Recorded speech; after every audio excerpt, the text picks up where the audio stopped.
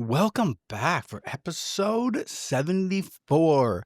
Today, Teresa has been absolutely unhinged. Damn. Crazy morning. You wouldn't believe it. She was acting wild, unhinged craziness. Calling me out.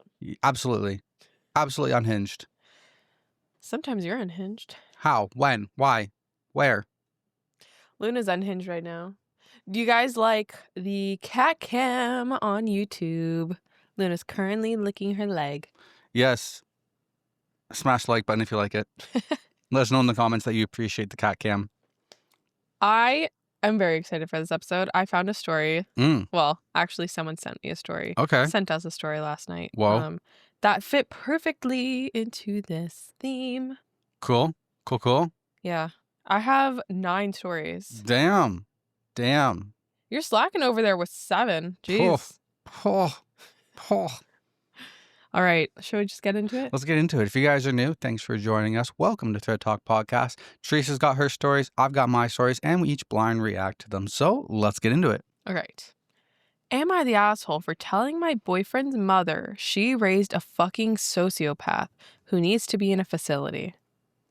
So I, female 26, have a boyfriend, male 24, and recently he got into a dispute with the neighbor's kids. They accidentally kicked their football into our yard and they came into the garden to get it back. To be honest, I didn't care, but my boyfriend started screaming at these 11-year-olds about how they were poorly raised and their parents should be ashamed. I was fucking mortified. I sent the kid some chocolates and sweets and apologized profusely for his behavior. I was seeing red flags and told him that this behavior was not normal. He kind of brushed me off and I told him if he pulled anything like that again, he was gone. The next week, the ball came into our garden and I was about to throw it back to the kids when my boyfriend stormed outside and took the ball inside. I told the kids that I would bring it back in a minute. He went into the bathroom and emerged 10 minutes later wearing gloves and a football covered in shit. His own shit. What the fuck? What? I asked him if he was out of his fucking mind, but he stormed past me and threw it over the fence, screaming, "Take that, bitches!" I screamed, and girl, I mean screamed at him about how he was a fucking douche, and I wanted him out of my house, and he is a disgusting fucking monster, and that they were just kids. I screamed, and eventually he left. I deleted all of his games off of his PS4 and gave it to the kids as an apology. I was so embarrassed. My ex-boyfriend's mom messaged me asking what happened, and I responded with, "What happened? What happened? You are a pathetic excuse of a woman who raised a fucking sociopath who covered a football in his own shit and threw it at some kids, and he needs to be in a facility because something is wrong with him, and God knows how I hadn't seen any red flags about the fucking monster you raised during the 7 months we dated. I know I am in the right for what I did to my boyfriend, but am I in the wrong for snapping at my mother for something she had no direct involvement in?" Yes, absolutely. What the fuck? They're both unhinged. What? This is crazy. What? Okay, you can't just say, yeah, he took the football, covered his shit, kicked over the fence. Why blame her? Why are you blaming her? Listen, guys, if you know me, I've been very strong where you're a product of your environment and your childhood, determines who you are, and your parents have a big part of that. I'm out on this one. Yeah. I don't think this is the mom's fault. No. The parents aren't responsible for every fucking dumbass decision someone makes. She did not tell him to go shit on that football. Or maybe she did. Maybe she did that. No, there's no context of that here. No, but hey, maybe that's what he saw when he was a kid. And he's like, finally, it's my turn to turn the tables. Maybe someone did that to him. I've been waiting my whole life for some kid to kick a ball in my yard. Maybe someone did that to him as a kid. Who knows? Maybe he had a grumpy old neighbor. That's fucked. That's fucked. Yeah. Although, what he did was fucked. What she said was also very fucked up. Come not more on. fucked up. Not though. more, just I understand being angry and just seeing red to the point where you cannot control your emotions. But this seems like this was hours after, probably. Or days. The ex-boyfriend's mom messaged me asking what happened. This wasn't immediately after. So you're not still fuming with rage. You know what I mean? You've had time to calm down. You don't need to put blame on his mother. Like, I don't know. I would get on a I would just honestly I would call and then I would say what he did and then I'd wait to see her reaction. And if she's not like, "Oh my God, that's terrible," and she's just like, "Well, boys will be boys," then I would go off. Yeah. But that's a little unhinged. From both ends. Jesus. Thank you. Someone sent this on Instagram and I was like, this is perfect. All right, top comment. You're the asshole for sending the message because I'm sure she would have maybe understood how angry you were if you came across nicer. But wow, I can't even imagine being in your position. Has he done anything like this before? OP replies, no, I always thought he was calm. It came completely out of the blue. Now I'm concerned. Completely out of the blue. Never done anything like that before. He's completely unhinged all of a sudden. Dude's been on the wrong side of TikTok lately. Probably. Then the original comment edited, I did not mean that OP is the asshole for the entire situation. It's a very soft you're the asshole. Sorry for any confusion. No, she's an asshole for her post. She asked, I know I'm in the right for what I did to my boyfriend, but am I in the wrong for snapping at my mother for something she had no direct involvement for? So to answer that question, yes, you're the asshole. Yeah. All right, over to me. I had an unexpected threesome with my best friend and my boyfriend. Am I wrong to feel extremely betrayed by them both? Just the other night, I was hanging out with my best friend and my boyfriend at her apartment. It started out innocently enough with us playing games and watching movies. Then we started playing Never Have I Ever, and the questions were pretty sexual. She then asked, Never have I ever had a threesome? And both me and my boyfriend said no. Her entire vibe changed to the point where it was scary, and she looked at us both. She said, quote, what if we did something crazy?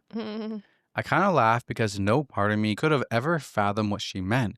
But then she scooted closer to my boyfriend and started kissing him. Whoa! He wasn't stopping her. Oh! I just froze.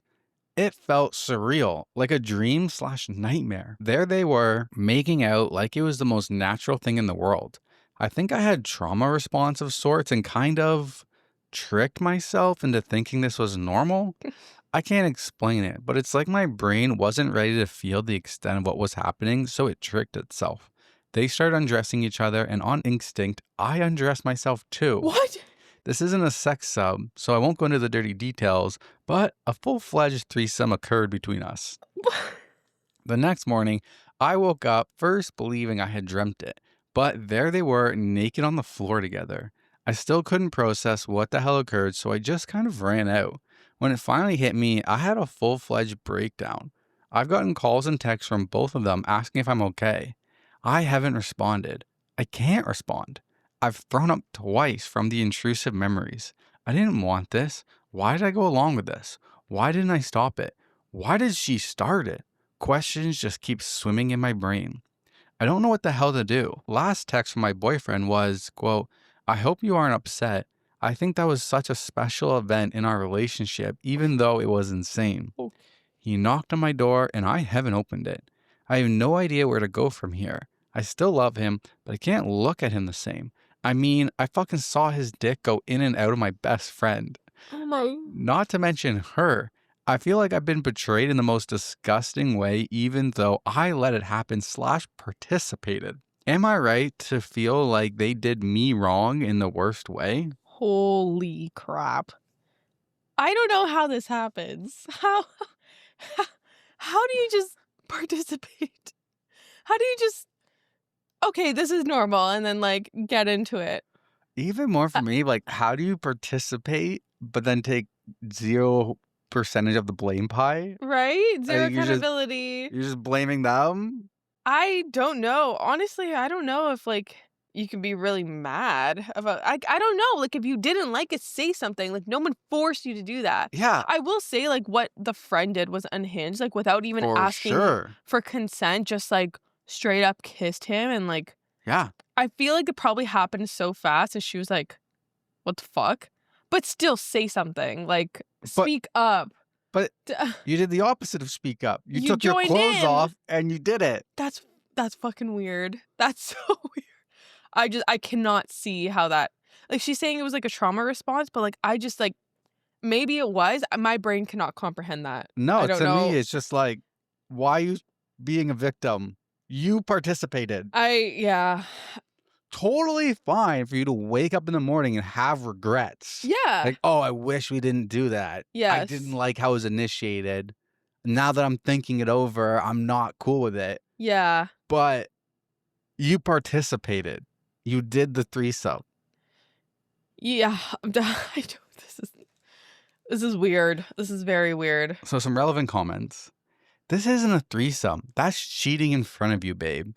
They are both shitty people for doing this, and I'm certain when you break up, they are becoming a couple.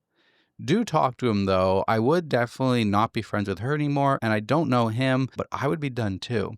Did they at any point ask your permission? If not, it's over for both relationships. OP replies and says, this is really validating because that's how I feel in my heart. I never once said I wanted a threesome to either of them. I never gave any indication that I wanted them to do that. Heck, I even straight up told them I'm very possessive/territorial over my boyfriend, so I can't imagine them thinking I'd suddenly be happy with this. It feels like such a disrespect on all fronts, but I'm most angry with myself for going along with it. At the time, I legitimately thought I had to have done something to make them think it was okay, so I went into this fake world where it was normal. Like, okay, I can understand being upset if like this happened and I don't know, they started kissing and then you like stopped it or You're you like, yo, didn't whoa, join what in. the fuck are I you doing? understand being pissed off and like wanting to cut the relationship with your friend and possibly the boyfriend because he obviously went along with it too.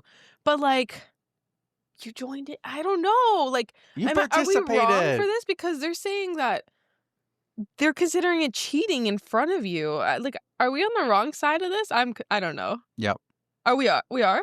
I feel, what do you mean? I feel like we're not. I feel like we're on the same side. I don't know. No. Are we on the wrong side of what Reddit is saying? Maybe. It seems like it. But like, yo, I'm just saying, you go to hang out with your boys, right? The 3 boys. You're in a car. You're like, hey, where are we going? They're like, oh, yeah, don't worry about it. Don't worry about it. All right. They pull up to the outside of the bank and they throw you a mask. And like, hey, let's go rob the bank. Yeah. And you're like, okay, I'm gonna go rob the bank. And then you get caught, and the police officer is like, why'd you do it? I'm like, I didn't want to do it. Yeah. I was forced to. I was handed the mask at the last minute. You could have stepped out of the car and walked the opposite way. Yeah. When she kissed him, you could have been like, whoa, what the heck is happening? Yeah. This is not happening. No, I'm not okay with this.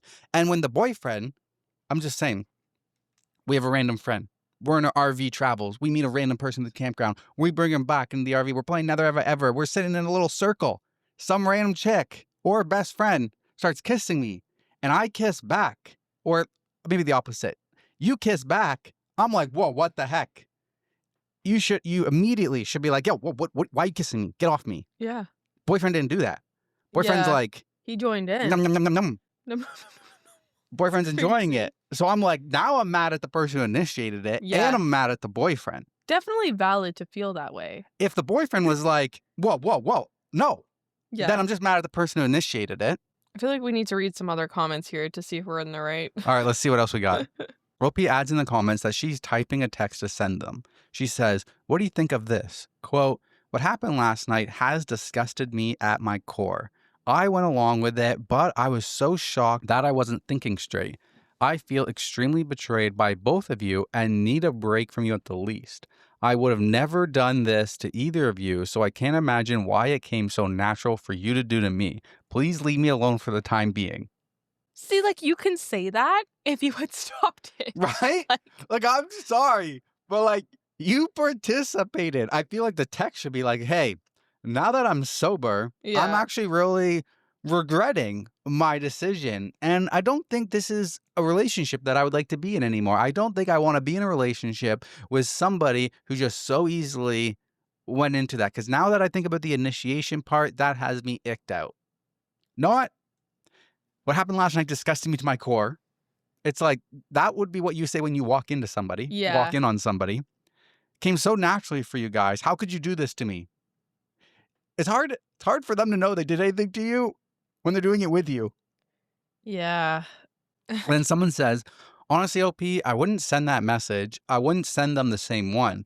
For your boyfriend, his last text respond with you saying you don't feel the same way and need time to process what's happening. And what is your friend saying in her text? And OP says, I've already sent it. And here's my best friend's response. Quote, I feel awful, like the biggest slut on the planet. I'm so sorry I did that to you. At the time, I thought it would be a crazy fun memory. I don't know what got into me. The thought of losing you kills me. I don't expect you to forgive me, but please know that I never meant to hurt you at all.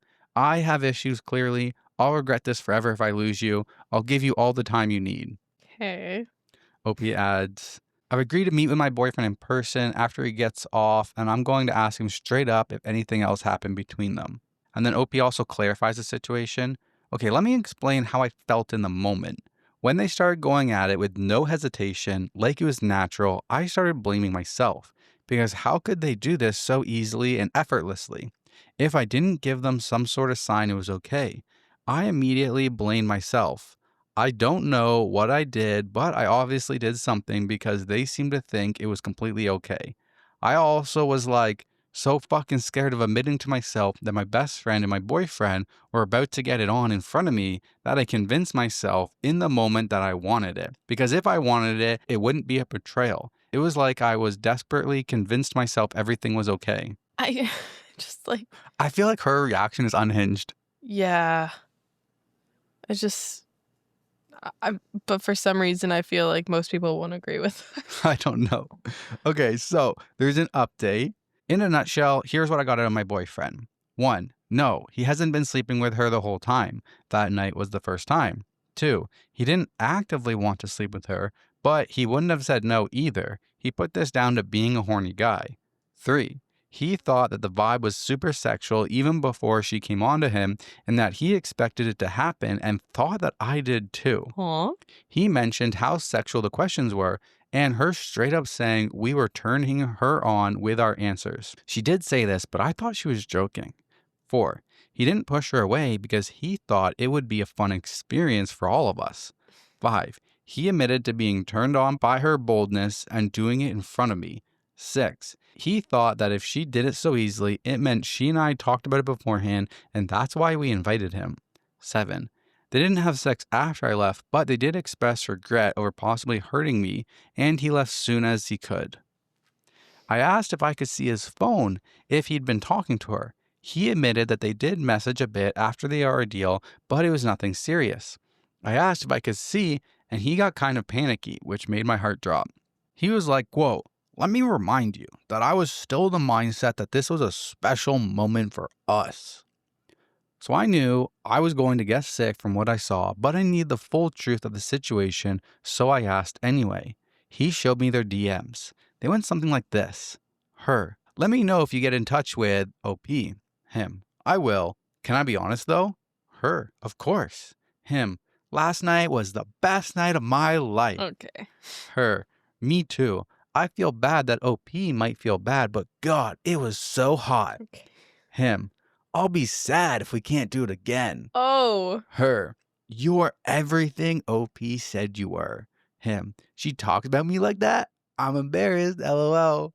Her, all the time. I low-key wanted to see for myself. Oh my God. After that, he started complimenting her sex skills and stuff, which I quickly skimmed over because I knew I'd get sick if I fully processed them. I skimmed over the rest of the conversation really because at this point, I just couldn't handle seeing anything else of that nature. I scrolled up in their DMs and only saw occasional memes and reposts, so I'm pretty confident that last night was the first time. It still doesn't make me feel better though, considering while I was having a literal breakdown, they were complimenting each other's sex skills and bodies.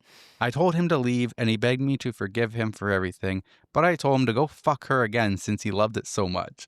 At this point, I probably blocked them both and just focus on healing and moving because I know I'm not the kind of person to just get over all that. Thanks everyone for their advice and support. It truly made me feel worlds better. Okay.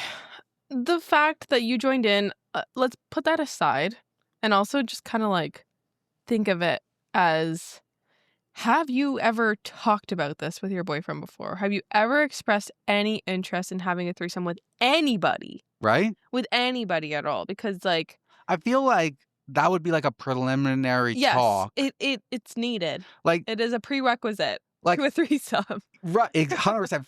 Threesomes really don't happen out of thin air. You'd have to be like, know that your partner's comfortable with it. And if you don't know that your partner's comfortable with it, his reaction should have been immediately like, why are you kissing me? Yeah. If you have had that talk about potential threesomes in the future and someone tries to kiss you, I feel like you should be You still need to like stop, turn, look at your yes, partner, and exactly. you're like asking a question You like, still need consent what are we from your doing partner. here? 100%. Exactly. There's no like I understand like the fantasy about it like being natural and like unplanned. Like okay, I can maybe see that, but if It's like not a movie. It's it's not not a Pornhub. movie, like yeah, this is not like this is real life. Like there are feelings involved. You can't just like automatically assume. Like you're not a mind reader. You cannot automatically assume that your partner is okay with this, especially if they've never mentioned any intention of having a threesome before. Exactly. 100% like this relationship cannot go on. Like she's never gonna see him in the same light. Especially after those texts. Oh my Okay, god. those texts what gets me. And one of the commenters says, the best night of his life, she was amazing. They definitely had more sex after you left. And also, wow, I would always feel like he was comparing us after that. You Yeah. definitely need to remove them both from your life. Neither one is worth it. And then set an appointment to get tested because I'm guessing there was no condoms. And lastly, if you need it, hugs to you. I'm sorry you're dealing with the thoughts. They are so fucking hard to get out of your head. Just remember you did nothing wrong and have nothing to be ashamed over. I would like, okay, if a threesome did happen in the relationship, and even if I consented, I would be livid over those texts. Yeah. I'm like, we consented to the threesome. Yes. What is this? The best night of your life. Can't wait to have it Yeah. again. You were amazing. Like, no. Yeah. You have the threesome. You had the great time. And you go back to your relationship. Mm-hmm. And you talk about it with your partner. Yes. You don't talk about it with the plus one. Agreed. The third wheel. Agreed. That's where I'm like absolutely done. Even if I was like consenting in the first place. Yeah. One of the top comments, this is why women should not be bragging about how good their partners are in bed. Other women are savages when you are in a happy relationship, especially if your man is good in bed. That's crazy to me. P replies says, I blame myself for a lot of this situation, but not for this. She told me all the juicy details of her relationships too, and I never once got curious to try her boyfriends. Okay. She's out of my life now, and I already feel better for it. Yeah, I was gonna say that's not really like a common thing. Right? I don't know. If you're a decent human being, you won't do that. Yeah. Oh, that's unhinged. Yeah. That was crazy. I'm like, listen, I totally understand you regretting it and the way that it happened and cutting them both out of your life, breaking up the relationship, stopping the friendship with her. But I feel like you're not taking responsibility for the contributed, like you participated part of it. Yeah. So I understand feeling guilty the next day, but I think she was just mostly like blaming them, like saying like she felt like she needed to do it. Like yeah, you trauma. did have a choice. Like that's where I'm out. Because like if you have like, drunken night in your relationship turns into a threesome. And if someone took advantage of you, 100% that is not your sure. fault. But here it doesn't seem like you were too drunk to consent, is what I'm saying. You said you said it yourself that you chose to participate. Yeah, yeah. But what I mean is like, okay, you have a wild night, you do a threesome, whatever, and you wake up in the morning, you're like, I feel icky. I didn't really like that. You have full rights to like break off that relationship with the boyfriend, break off if it was a friend that did it. You have full rights to do that. But I mean, like you still did it. Just take that responsibility. I think the wording was just a little bit weird. Like she was like, she had to do it. Like, I don't know. She made herself out like the victim. And I'm just like, you participated. I don't know if this is like, yeah. Unhinged. It could have been stopped, but you could have stopped it. You didn't want to. You chose. Yeah. All right. Over to you. Am I the asshole for throwing away my boyfriend's potentially illegal yogurt collection? I'm a 29 female. My boyfriend is 30 male. We've been living together for 2 years in a little studio in a very expensive big US city. My boyfriend grew up rurally, with lots of space, enough to collect all kinds of things. He collected action figures and video games and all the normal kid stuff when he was young, but as he grew older, he became interested in the more unusual things. As a teen, he had 8 guinea pigs of different types from different breeders. Since Tide Pods were released 7 years ago, he saved one of every kind of Tide Pod. He's got a big box of an international variety of electric insulators, those little ceramic hats that power lines wrap around on power poles. He's not a hoarder. He's usually neat, just used to having a lot of space for his bizarro collections. At his parents' ranch, he has 2 big rooms full of containers of weird and impressive things. He recently became interested in yogurt. He's always hated dairy products, until about a year ago. He not just started drinking milk and sharing ice cream with me, but he's found a love for yogurts. So he now collects them, of course. The problem is that they're perishable. So until earlier today, our little 550 square foot studio contained about 2,100 cups of yogurt. It comes in tons of varieties, different types, flavors, textures, containers, made by different companies in different countries. This is like crack to my boyfriend, so he tried to pretty much save a sample of everything he could find. He filled our fridge, bought a new fridge, and then another tiny bedside fridge. He said he didn't want to walk to the fridge at night, but it was obviously a ruse to get more yogurt space. These fridges all filled up with his yogurts, and if you keep them for long, they smell bad. Sometimes the packaging breaks, so our apartment was smelling like rotten milk for the last 2 weeks. And my boyfriend's attitude was, oh, it's fine, and just deal with it for a little bit longer. Until I pulled the plug and threw it all out this morning. I was looking at my groceries, which I had to put beside the fridge because there was no space, and everything smelled like death. And then I kind of snapped and threw it all away. My boyfriend is understandably upset. We've been arguing about whether I crossed a line by throwing away his stuff, and he's especially upset because he, of course, had rare yogurts that were hard to find. In particular, he had some Cuban and Iranian yogurts that you can't get in the US. But I know that we have trade sanctions against Iran and Cuba, so I don't know if this was even legal for him to have them. I asked where he got this Iranian yogurt, but he kept insisting, the Iranian yogurts is not the issue here. And the real issue was me throwing out his precious yogurts without his permission. Am I the asshole here? Do I need r/legal advice? Thanks in advance. I'm so exasperated. I'm so confused. This is unhinged. I don't know. I don't think so because like it's gone bad. I'm just like, I'm be throwing out my relationship Yeah. on this one. Yeah. But like, okay, treat it as like a roommate situation. Just throw out shit that goes bad, that smells, and throw out everything, like the whole fridge, one fridge. Keep his side fridges done. Maybe duct tape them shut so they don't smell. But like you yeah, I'm sorry, I gotta say, this dude is mentally not stable. He's mentally unstable. I'm like, okay, like, listen, could you imagine? We just have No. a yogurt wall behind us. No. This whole In a back wall is just 500 yogurt. A smaller condo than Smaller what we live condo than in. us. It's like a condo without this den. Yeah. I just 3 fridges. where's the second fridge? I can understand the mini fridge in the bedroom. In the living room. Like right? Like where our air purifier is. There's another fridge there by that air purifier mirror. Yeah. Another fridge. I'm shooketh. I don't think I would ever, before the story, I don't think I would have ever backed someone up for throwing out their partner's things without their permission. Like a collectible thing? Yes. I wouldn't have backed it up. I'm like, hey, he wants to collect it. That's cool. You do that. You don't like it. You don't be in the relationship if that's like a deal breaker for you. But this, it's now affecting her. Yeah. This is something that is mutually not. They're rotted. On a roommate principle, you are not allowed to keep rotted food. I feel like that's an unwritten rule of like roommate.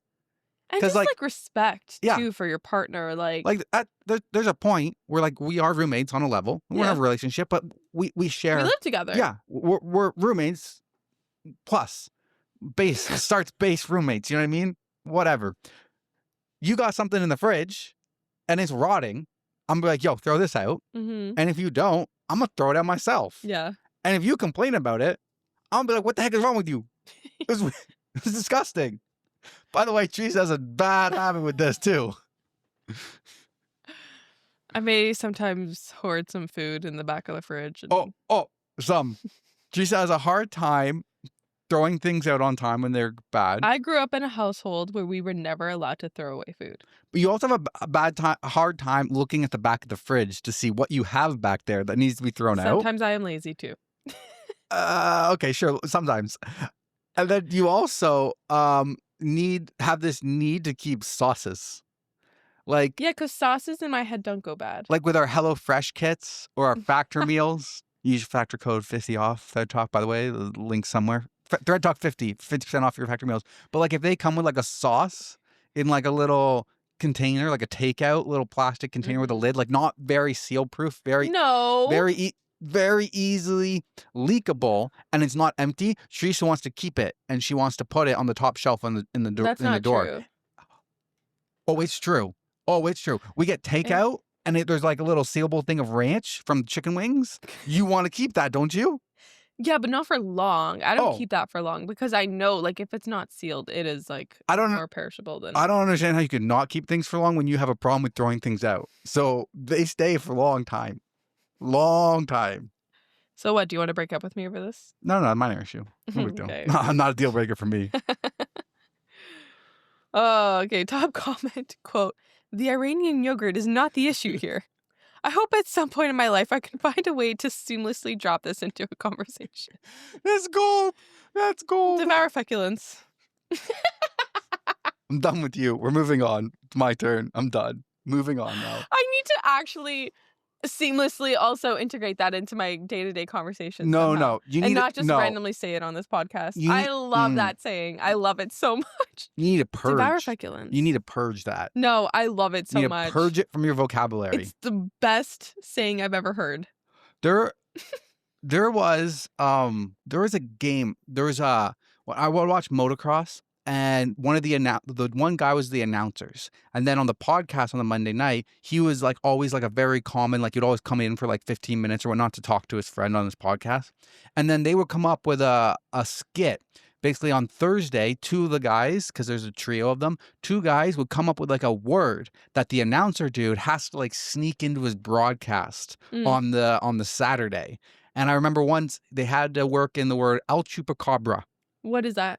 It's like a snake? No, it's like a Mexican scary phantom, like mythological creature. Like, yeah, it's whatever. So in one of the ones, dude was like riding really good. He's on a tear and he's like coming through the pack, passing people. And the announcer's like, Blake Beckett's coming through the race like an El Chupacabra. And then ever since then, that became that dude's nickname.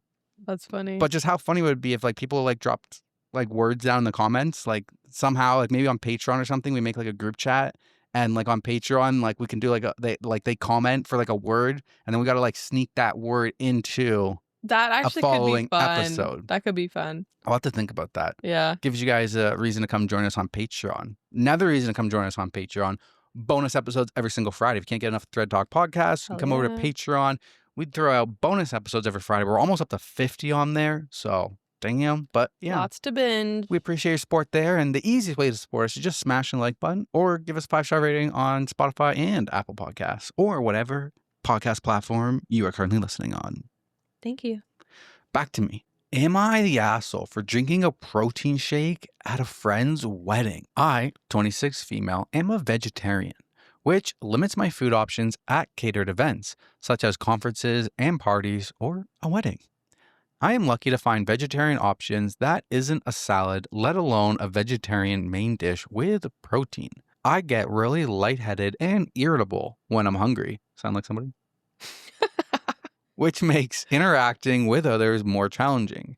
I do not expect every event to accommodate me, so I've started to bring an emergency protein shake or a protein bar with me to every conference/function I go to. I know it may seem silly and trivial, but this makes these functions so much more enjoyable, and I feel like I'm more fun to be around when I'm not hungry.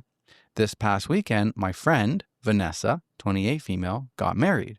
She told me there would be lots of things for vegetarians, but as usual, I brought an emergency protein shake to her wedding. Lots of vegetarian options can mean two different salads in my experience. There was buffet style catering, and the only options for vegetarians were steamed vegetables, salad, and dinner rolls. I loaded my plate with some vegetables and a roll and took out my protein shake. I didn't think much of it. I had a wonderful time catching up with old friends, and it was a beautiful wedding. It wasn't until Vanessa called me a few days after the fact that I realized I may have done something wrong. At first, I thought she was just concerned. Since she asked me why I was drinking a protein shake at her wedding, I explained to her that I carry an emergency protein shake with me in case there are no vegetarian options, so I don't get hungry. She reminded me that there was salad and rolls. I told her that while the salad and rolls were delicious, they didn't comprise of a full meal. She began getting defensive and said sarcastically, "Well, I'm sorry my food wasn't good enough for you. Next time I'll order an all-vegetarian 7-course feast." I tried to keep calm, and I told her that was not necessary. The reason I bring my protein shake is so that I can fully enjoy the event without going hungry. She said it was incredibly rude that I brought the protein shake and that it made her look like a bad host, and it killed the vibe. She even went as far as to say she couldn't use any of the photos with me in them because I, quote, didn't match the aesthetic. I've talked to my family and they all think Vanessa is overreacting, and I did nothing wrong. However, some friends closer to Vanessa told me that while they understood why I brought the protein shake, it could be read as disrespectful. Vanessa is normally pretty reasonable, so I am wondering if I really fucked up. Was I in the wrong to bring a protein shake to her wedding? Girl, I guarantee you no one else noticed the protein shake. She's like so worried about like looking like a bad host because she couldn't feed her vegetarian guest, which like, yeah, you are actually. You're a bad host. Salad and rolls is not vegetarian options. No, those are appetizers that just happen to be something that Yes. she could eat. It sounds like you did not even ask your catering team to make a Yes. vegetarian main Yes, meal. exactly. So, yeah, you are a bad host. Yes, you are. But besides that, she's like making it seem like this big deal that everybody was watching her drink this protein shake and now she looks like a terrible host. Like, no. I'm sure all she did was just like drink it casually. She wasn't like, "Hey guys, I'm drinking my protein shake now. Everybody look at me." Right? Like, I'm sure nobody else noticed. What if she's like, somebody's up at the front, they're doing their speeches. You know, people are eating when people are doing their speeches, right? Okay. I'm just picturing Madison's wedding here. They're up doing the speeches. And just as she's like pulling out the protein shake to like, I don't know, do you have to shake it? Like, what's the logistics behind this protein shake? Or is it like a protein, like muscle milk little bottle? That's what I'm picturing. Okay. So like, you gotta like crack the lid open, right? Somebody's doing the speech. And just at the time they take a pause, she opens it up. Everybody looks and stares at her like, what is this noise? Maybe that happened. If that happened, I could see how the bride could get sent off. If the whole room is being noisy, nobody notices her and she just, cracks it, go, and the only person that notices her is the bride. You know what though? Like, I still, even if that would happen, like, I would not think twice about someone drinking a protein shake at a wedding. Like, Neither do I. I wouldn't think like, oh my God, like she's hungry. I don't know. Like, it's just a drink in my head. Like, I don't know. What if it was like a bodybuilder and you're like, gotta get their protein in. Yeah. Just think whatever. What if somebody was just opening up a thing of Pepto-Bismol? They're like, oh, right. But I want to know the logistics. Like, was it like a muscle milk bottle, like type of like just probably pre-shaked, or did she have to like have like a shaker bottle and like add water to it and like? Love to know the logistics of this protein shake. I guess that kind of does change. She's over here like a bartender, like I'm like, okay, yeah. But even then, really not that big of a deal. Yeah, I agree. I think what would have put more attention on the bride would have been if OP fainted of hunger. Right? Imagine that. She was so hungry because she was promised vegetarian food and you gave her a salad without any protein in it and she fainted on the dance floor. Then what? I wish we all had the power to like rewind time and like go back and like change it and then like videotape ourselves and be like, look, this is what I did in the alternate timeline. This is how you reacted. I can't win. Okay, top comment. Not the asshole. At my brother-in-law's wedding, the meal wasn't served until late in the evening, and it was a hog roast. As a vegetarian, I had been told there would be vegetarian options. My sister-in-law was gluten-free at the time, and I figured they would understand accounting for dietary requirements. Turns out the vegetarian option was vegetable kebabs. Literally just grilled zucchini and pepper on a stick, and then some bread and salad leaves on the side. I was breastfeeding at the time and absolutely starving, and we were in the middle of nowhere and couldn't leave to find food. That was 10 years ago and it still bothers me. Every wedding since, I've taken my own snacks. You're absolutely not the asshole. Yeah. I don't understand. How hard is it? You send out an invitation card. On that, there's a thing for meals on there and dietary restrictions and stuff. Pass it to the catering company. Yeah. Have the catering company be like, hey, want to confirm. This is what we have for these people. What are you doing for them? Maybe we should do that with the villa. Now that I think about it, we should be like, hey, what are we doing for these dietary restrictions people? What will they be getting Well, I think served? they're going to be sending us a menu. They're supposed to. Yeah. And like confirm. And I feel like if we don't do that, we're going to be bad hosts. Yeah. So if you don't do that, you're a bad host. Agree. What's worse? Protein shake or ordering pizza to a wedding venue? I think the pizza. The pizza, yeah. Okay, back to you. Okie dokie. Am I the asshole for not forcing my son to rename his hamster?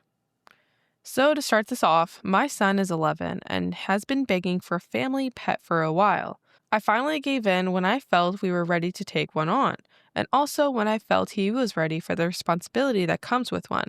I expected a dog or a cat, but he really wanted a hamster. So we spent a little over a week prepping, helping him study hamster care, and dedicated a sizable spot in our living room for necessities in a home. We finally get around to picking one out at the pet shop. He's set on the name Sonic, but the lady ringing us up mentioned that the one he picked out was a girl and that she could get him a boy if he wanted, and he just lit up and said, "That's Amy!" And that was that. We took Amy home. This was in March. My sister-in-law found out that she was pregnant somewhere around that time, and last month they found out they were having a girl. Basically, what happened was they were picking out names, and one of the names they narrowed it down to had Amy as the middle name. I made a joke of something like, "Hey, we already have an Amy at our house," trying to be funny, but sister-in-law didn't think it was. I didn't think too much about it at the time, but a couple of days ago, she asked to come by to talk. She started off by saying the joke I made was in bad taste. I apologized for it, and then she suggested I change the name. I told her I didn't think that would go over well with my son, and then she outright demanded it be changed, whether he likes it or not, because she wasn't going to have a child share the name with a hamster. I agreed to talk it over with my son to see what he thought, and of course he didn't want to. He even thought it was cool that his cousin would share her name with his hamster. I tried convincing him to rename her Sonic even, or some other Sonic character, but he didn't want that. I explained how sister-in-law feels about this, and he felt a bit hurt because he thought he upset sister-in-law, but he really didn't want to change the name and didn't understand why they couldn't just share it. I told sister-in-law that my son was set on Amy, and she blew up. I'll admit I got a bit defensive and reacted poorly, but I essentially told her it wasn't a huge deal. It's not like anyone is going to make the connection, and by the time her child is old enough to know her name, Amy the hamster likely won't be around. She claimed it was embarrassing because she would always know the connection in her mind, to which I simply told her if it was such a strong reminder of a hamster, then maybe it wasn't a name she should use for her daughter. My brother has told me that I am being selfish for not forcing my son to pick another name. Sister-in-law obviously thinks I'm the asshole, and my mom has said the whole thing is childish. So, am I the asshole? The whole thing is childish. Yes and no. I see a part where he's the asshole. In this situation, no, he's not the asshole to his sister-in-law and his brother. Sorry, we don't have genders here. Well, you know me, I'm gender biased to male. So I think they are the asshole towards their son. Why would you even ask Oh, your I son agree. I to agree. change the hamster's name?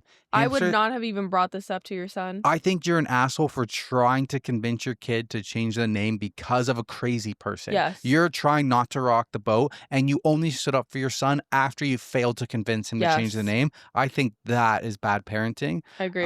Hamsters live for at maximum 3 years. Yeah. And it's like, even if we change the name now, you're always going to remember the hamster was named Amy, and then we had Yeah. to change it. Like, Yeah, exactly. The The hamster came first. Amy came first. Amy the hamster came first. Exactly. And now you're wanting to name your child's middle name after it. And you Not have a even problem the with the primary hamster. name. Yes.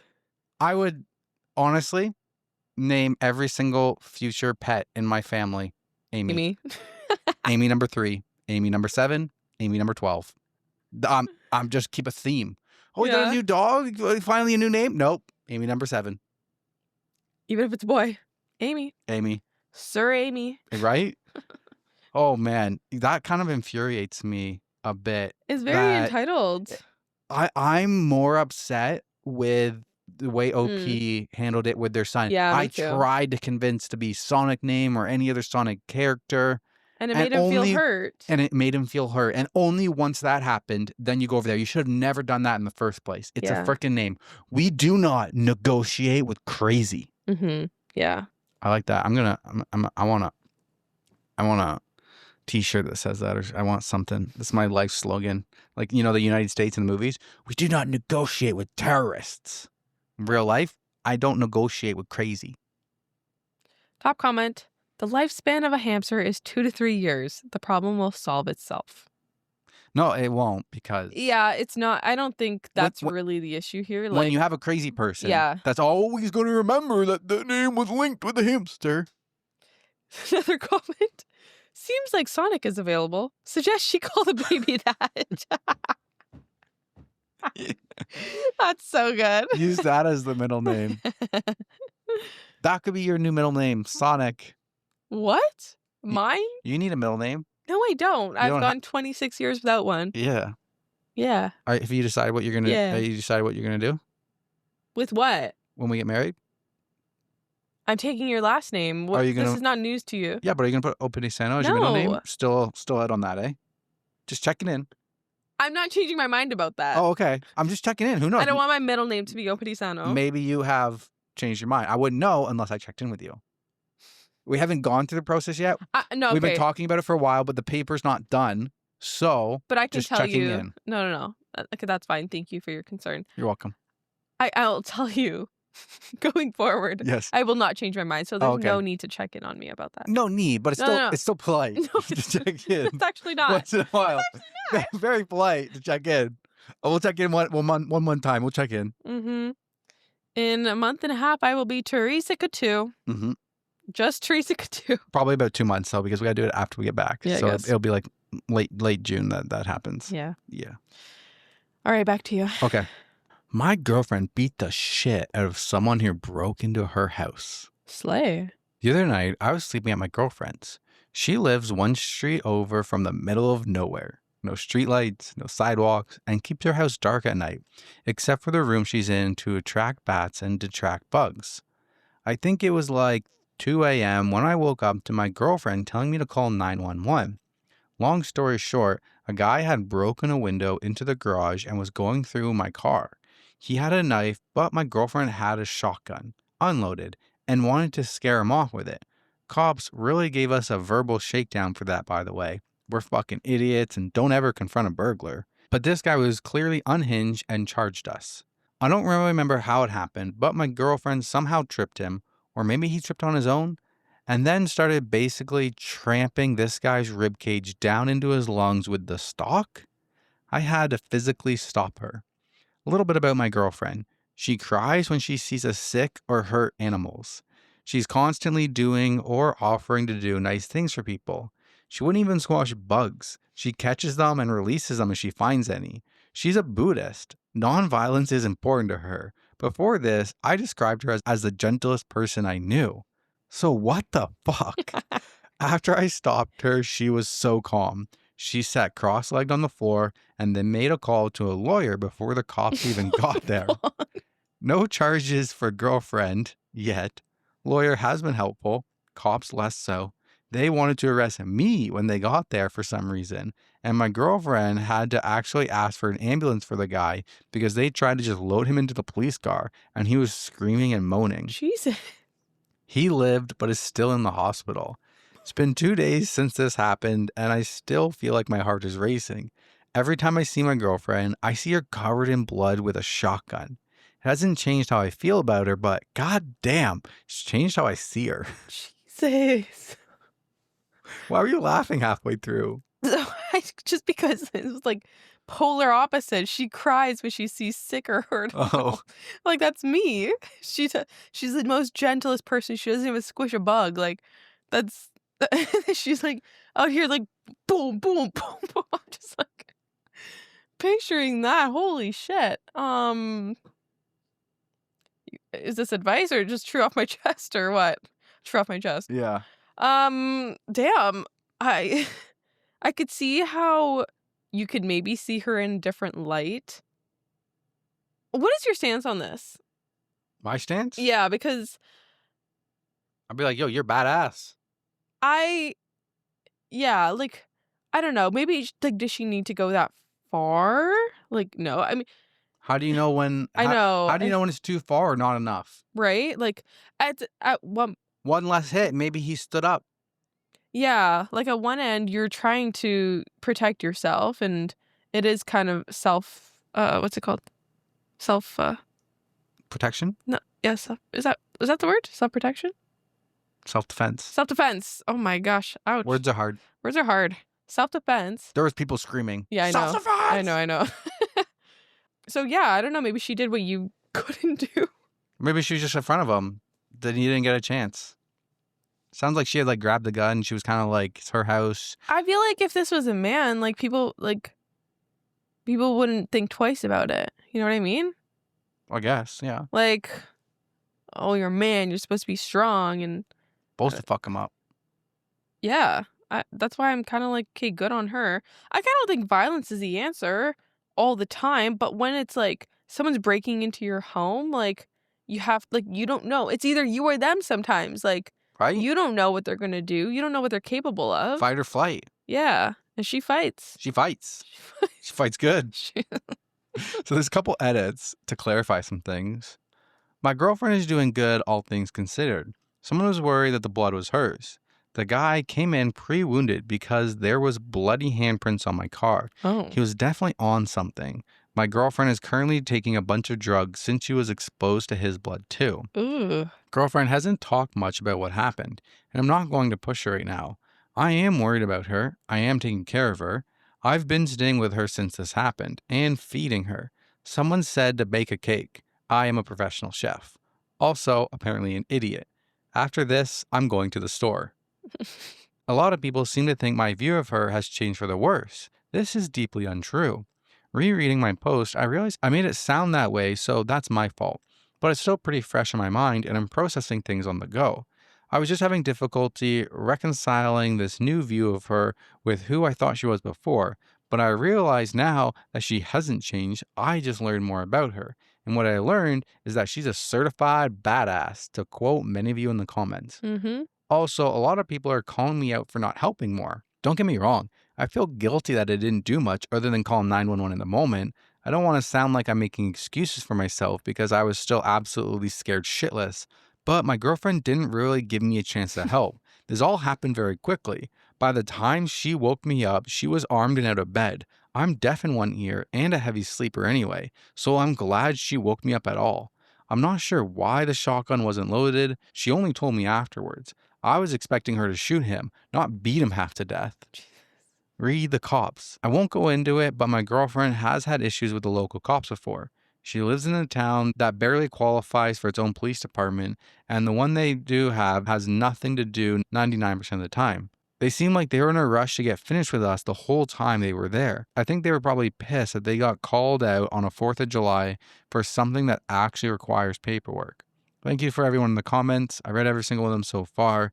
There's a lot of good advice and a good amount of deserved criticism that I'm open to. How else do you improve? Yeah, I would say in the first post, he was, like, kind of scared of her. It seemed like he was making this post like, "Oh, I don't know who my girlfriend is," but, like, in a negative way. He didn't really, like, say anything positive about her, so right? definitely gave that vibe. Did, but like he didn't know the shotgun was empty. Yeah. So he's just like, holy fuck, she's gonna shoot him. She's gonna shoot him. And then twist. She just butts him with the end of the shotgun, just starts beating the shit of him like it's a stick. He's like, whoa, I did not expect this.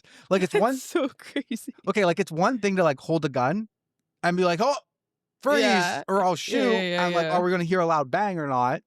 Versus like beating the shit Boom, boom. physically with the gun being boom, boom, boom. Yeah. That's a whole nother level. Yeah. Damn. So there's an update that comes 8 months later. Oh. Turns out the guy was a drug addict from the next town over. He was in his 60s and had an extensive history in jail and mental hospitals. Unfortunately, about 2 months after my post, he passed away. Ooh. We didn't know anything about why until we got a chance to talk to his sister, who insisted she didn't blame my girlfriend and that the doctors even said that he probably didn't have much longer anyway. My girlfriend was visibly distressed during this conversation, so I'm not sure whether or not the sister just said that to comfort her. After that, my girlfriend went on a trip to a national park during a week she knew I couldn't take off and forgot her meds. She had seizures that looked like mild psychosis / magical thinking and ended up refusing to come home at the end of the trip. She kept saying that she felt like she couldn't leave the woods because she was certain there was something she needed to learn there that she hadn't yet. And when I asked her how long that might take, she said, quote, some people take a lifetime. I asked if she was breaking up with me, and she said something about feeling like she was too attached to me, her house, her pets, etc., and that she needed to meditate on that for a while. I ended up going to her temple to see if anyone was willing to give me some perspective on the situation, since she was seeing things through a Buddhist lens. It was the right choice. A monk actually drove the 6 hours out to her with me to talk to her in person since she wasn't picking up calls. I am so unbelievably grateful for that monk because my girlfriend started taking her meds again and came home soon after. I've never been religious, but I started to read the Pali Canon afterwards and that shit slaps. My girlfriend was already volunteering her time at the temple, so now we both go together when we can. All things considered, since then, things are back to normal and going well. We're both children of divorce, so even before all of this, we were doing prophylactic couples counseling every few months, and for a while after, we were going once a week. My girlfriend has started seeing a therapist on her own as well, which I am proud of for her since she's always hated the idea of individual therapy. We also stepped up our home security game. My girlfriend already had plenty of cameras, but now we have a door / window alarms and motion sensors. I also convinced her to get another dog, so now we have a 75-pound puppy. I know a lot of people were rooting for us to get married, but that's not going to happen. Legal marriage isn't something that interests us, and it never has, but we did buy each other rings, and it's great comfort to have something physical to remind me of my person all the time. We're also considering having a small ceremony next fall. Thanks again for all the feedback on my previous post. I got a lot of great advice and some good criticism. I showed it to my girlfriend and she got a kick out of the comments, and we had a little mutual cry over how kind all of you were. I asked her if she was okay with me posting this update, and she clucked at me and told me to do whatever I want online as long as I'm being nice and anonymous, lol. So hope this qualifies. Well, that's a good update. It does seem like she did kind of spiral for a little bit and blaming herself because, yeah, like, Survivor's guilt yeah. type of thing, or Also, like her religion, too. yeah. Oh. She's like practicing nonviolence Buddhism, Yeah. but then when you're actually in a situation, Yeah. usually you defend yourself. Like fight comes out, like, yeah, it's I also believe in nonviolence, but I'm gonna defend myself if I need to in a situation. Mhm. Am I gonna be aggressive and provoke and do stuff? Yeah. No.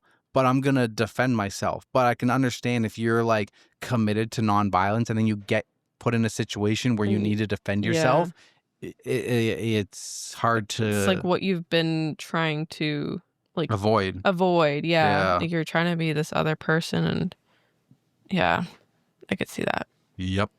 Well, glad it all worked out, though. Mm-hmm. Back to you. Alrighty. Am I the asshole for losing my shit and screaming at my girlfriend to get out of my house after what her stepbrother did? I'm gonna give a trigger warning for talks of SA. Girlfriend was over at my place 2 days ago.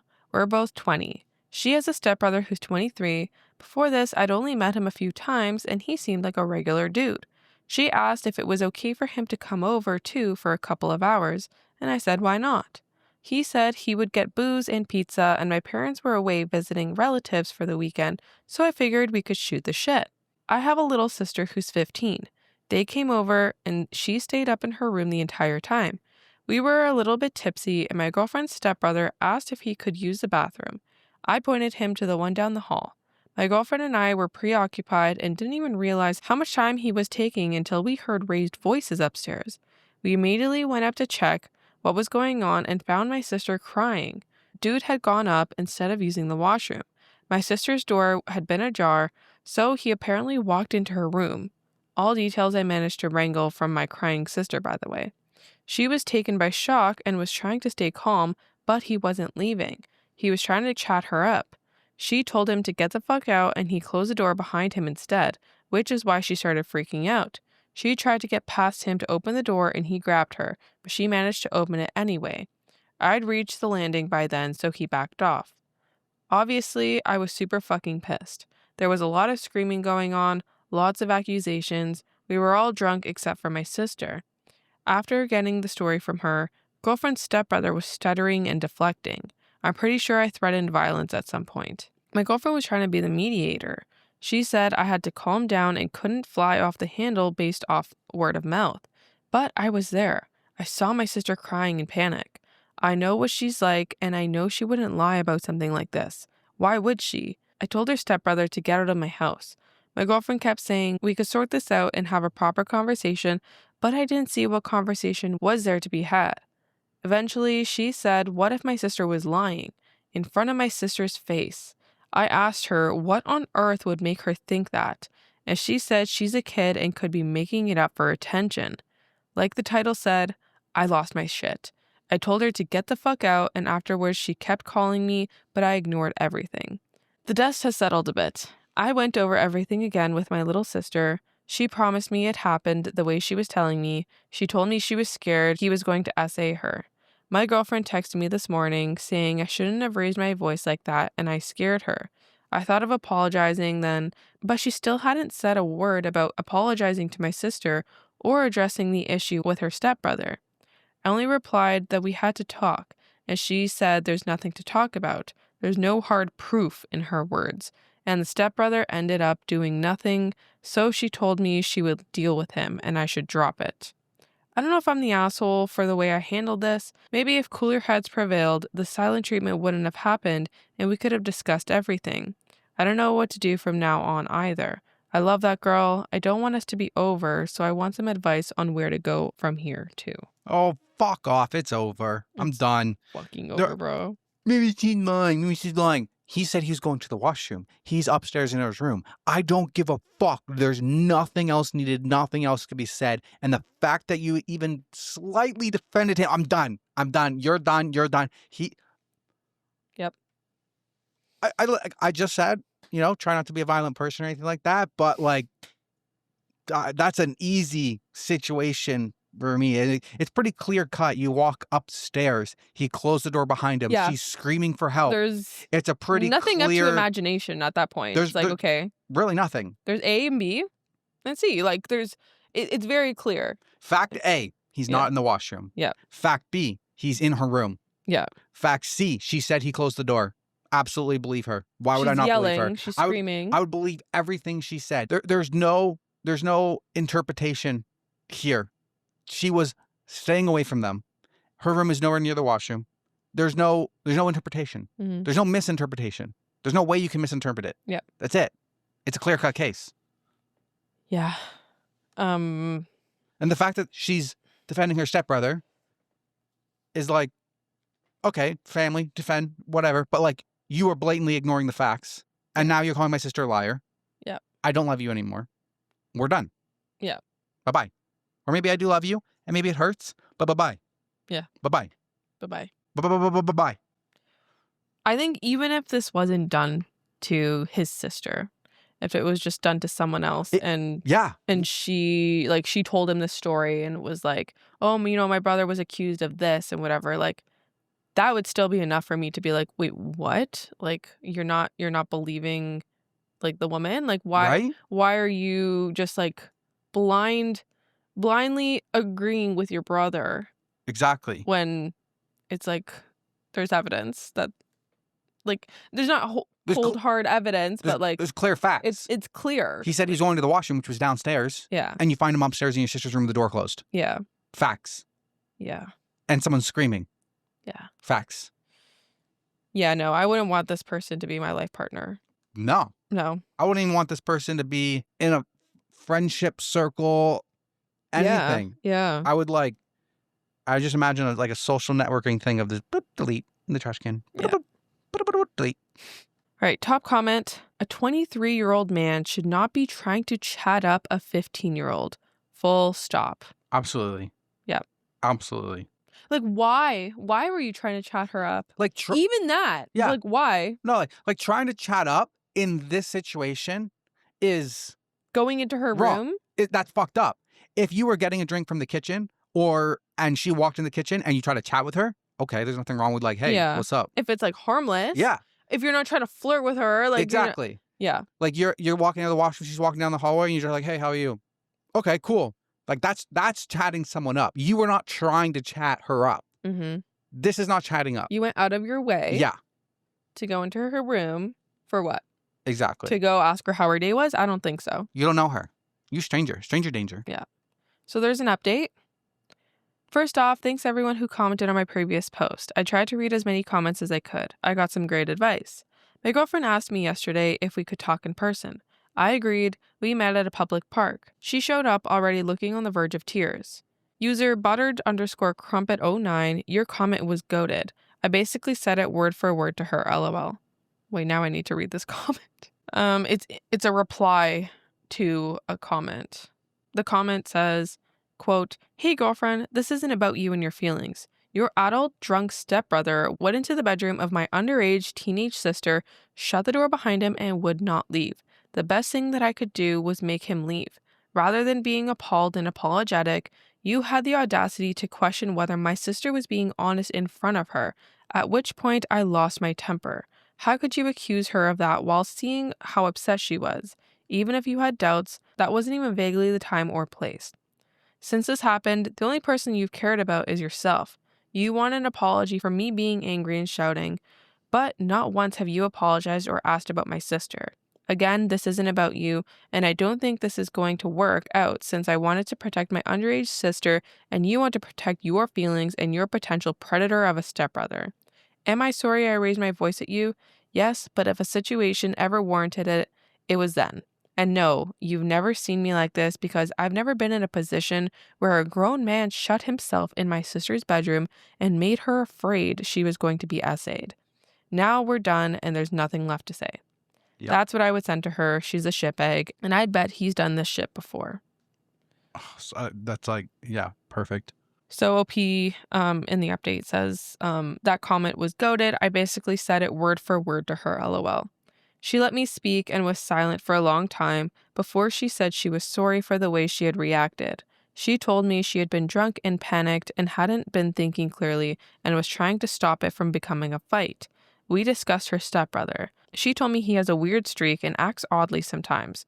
She told me he genuinely could have made a mistake and didn't mean any harm.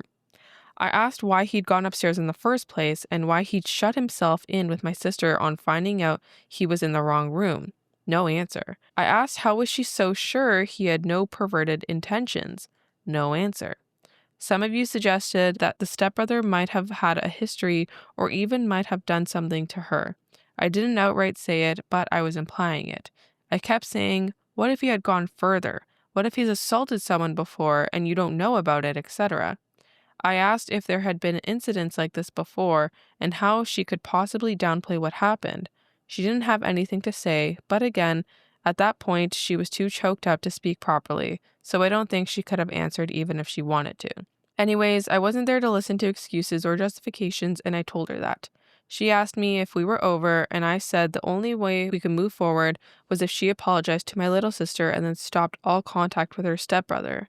I just don't see a scenario where my sister feels comfortable around him again. She told me she didn't want to lose me, but she couldn't do what I asked from her. So I told her, yes, we're done. My parents came back this morning, by the way. Like I said, they had been out of town at a relative's place. I hadn't told them about this over the phone. I just said an incident had happened and I would explain when they got back. My sister asked me to speak to them on her behalf and I told them everything. My dad gave me a lot of shit, rightfully so.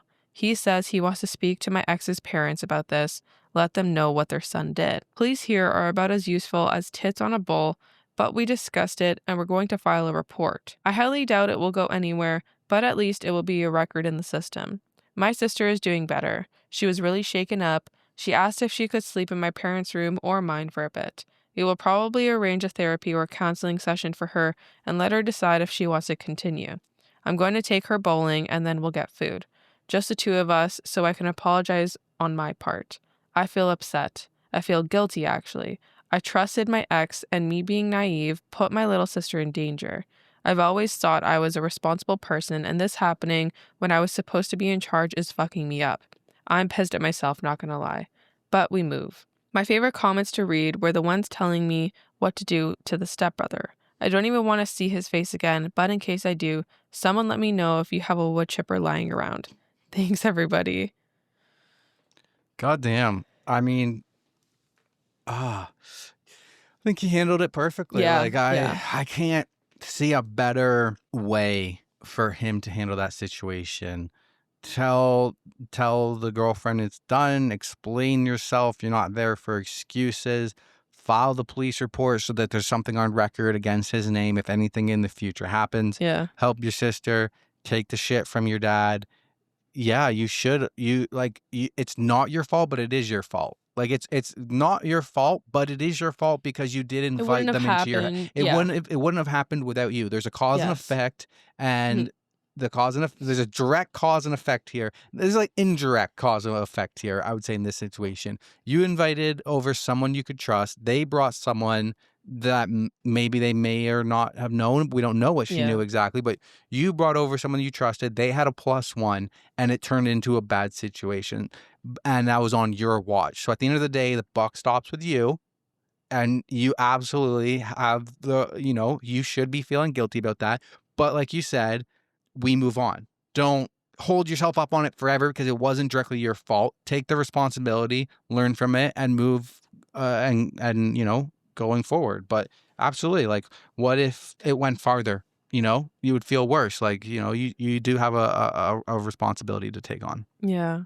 It is tough though because I don't know, like I feel like this could happen to anybody and like I don't really blame him because you're dating somebody and you don't think that their sibling or step sibling is harmful. Like You're not gonna you don't make that assumption. yeah, You don't just exactly. you never assume that out Yeah. of somebody. Yeah. I think he will definitely be more careful going forward though, for sure. Let me walk you to the washroom, Yeah. Yeah. right? Like realistically, like there was nothing different that he could have or should have done. There's Yeah, nothing exactly. like it's not like he dropped the ball on something. There's nothing different he should have done. Like in most cases, like this doesn't happen. It takes a real big piece of shit person to have this kind of situation, which is so rare. It's almost like for a normal person, not that it's non-existent, but for like a regular person, like it's so rare that like it's almost non-existent for a person. But the reality is it does happen. It does happen. It does. Yeah. It's less than 1%, but when you have billions of people, it ends up happening more than you would think. But it's like you would never like have that on the front of your mind of like, oh, I've got to watch out. But like it kind of is like something that maybe people should be like more aware of and stuff like that. Like when you don't know somebody, to like just let them go free roaming in your house. Like I don't know, man. Like to like letting people go free roaming in your house. It's also like there's other situations too where it's like, okay, it's not your sister, but it's like, and it's not SA, but it's like thieving or something. It's like, oh yeah, washrooms down at the end of the hall. Next thing you know, you find them in your parents' like office and stuff like that. It's just like maybe No, I know. normalize. Hey, let me walk you to the washroom. Yeah. Until you trust somebody. Exactly. I don't know. Like, Yeah. damn, that's unhinged. Just don't blame yourself too much. Like, don't not blame Just yourself. learn from it. Exactly. Don't be like, oh, it's not my fault. I had nothing to do with this. Like, he sounds like he has the right head on his shoulders. He's taking Yeah. responsibility for it. But don't guilt yourself Yeah. into blaming yourself. Take the appropriate amount of blaming yourself. Yeah. All right. Back to you. Back to me. Am I the asshole for not wanting to raise my non-binary daughter's baby? My daughter came out to me at 16 and said she was non-binary, but only sometimes. Like some days she would feel more male than female, and some days she would feel like neither. She wanted me to ask her every day what day it was and then refer to her as that pronoun of the day. I told her that wasn't going to fly. Growing up, I spent a lot of time on LiveJournal during the old Bun Self and Zen Self and Zur Self days. People who think this is new to this generation are fooling themselves. I told her that I would call her the pronoun she wanted and do my best to remember it day to day, but she was going to have to tell me what she wanted for that day. I wasn't going to play a daily guessing game. This went on for about a week or two until she finally seemed to grow tired or bored and just said I could call her her. Though she still identifies as non-binary. Fine. At least when it was going on, she wanted she, he, or they. I'm sorry, but I couldn't have done fox/self or fox self or fox them with a straight face. So that's the pronoun story, and looking back where I think things started to go off the handle. Here's my real question. My daughter is now 18, pregnant, and seems to have lost her goddamn mind. Or I'm an asshole. You choose. This year has been a struggle. She wanted to take a year before she goes to community college, but can't keep a job. Apparently, retail situations are too phobic against her non-binary state. My child looks/acts/dresses exactly as a young adult female, by the way.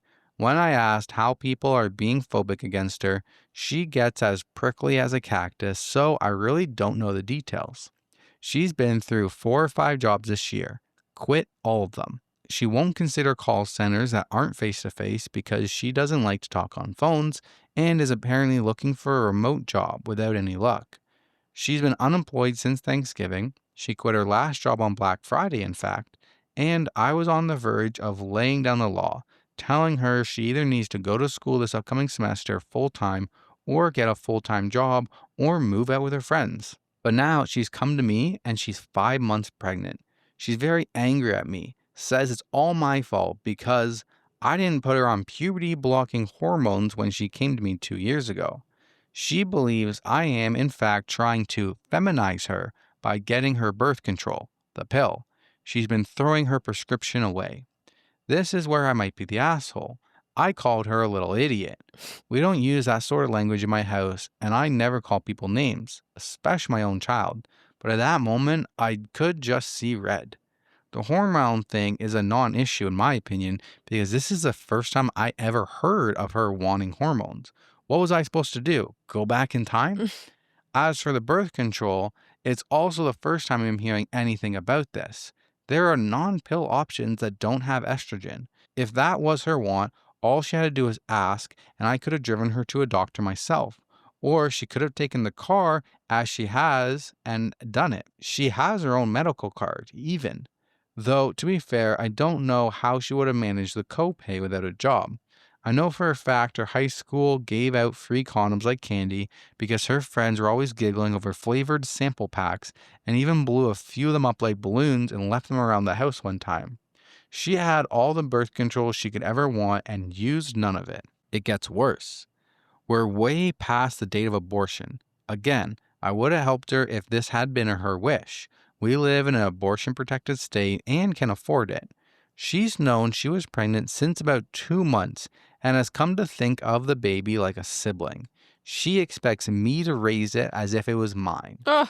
That this is my duty. In fact, because she says it was my refusal to accept her non-binary state that led to her being pregnant.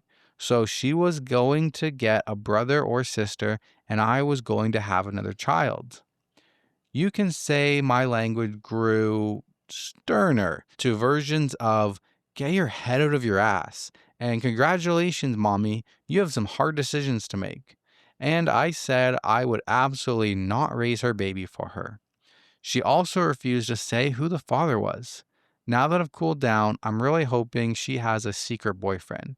She does have some friends who were born male, but now also don't identify that way. We didn't even get there as I lost my mind when she said she thinks of her baby as a sibling and wants me to raise it like my own child. She's locked herself in her room, loudly wailing. I feel like crap warmed over. She's been in there for 12 hours, and as she has an attached bathroom, probably won't be coming out until she gets hungry. Considering it's been half a day, I think she has snacks stored. I also don't know where to go from here. Being pregnant sucks and messes with your head, so I'd like to blame that and the fear she must be feeling, but I have a bad feeling I either raised a spoiled brat or someone with an emerging personality disorder. So I need to know from people who aren't emotionally involved, or maybe some people who are in more tune with this whole non-binary thing than I am. What do I do to help while making her responsible for her own child? How can I help my daughter accept she must do basically the most feminine thing you can do, give birth and possibly breastfeed, while being sensitive that she's non-binary? Am I just a big asshole here? Typing this all out feels like my daughter is lost in crazy town. I'm still not raising her baby, but at one point, do I drag a legal adult to the hospital? Damn. Oh my God. Why are you putting me on the spot here? I can't give advice for this. I'm not qualified.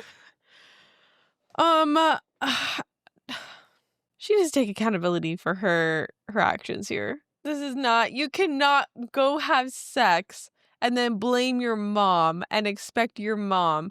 At 18 years old, you're a legal adult. Mm-hmm. You are an adult. You can do this on your own. Like, your actions have consequences. I feel bad for OP that she's like, did I raise a spoiled brat or someone with a personality disorder? Like, Yeah. that is really probably like a really hard pill to swallow.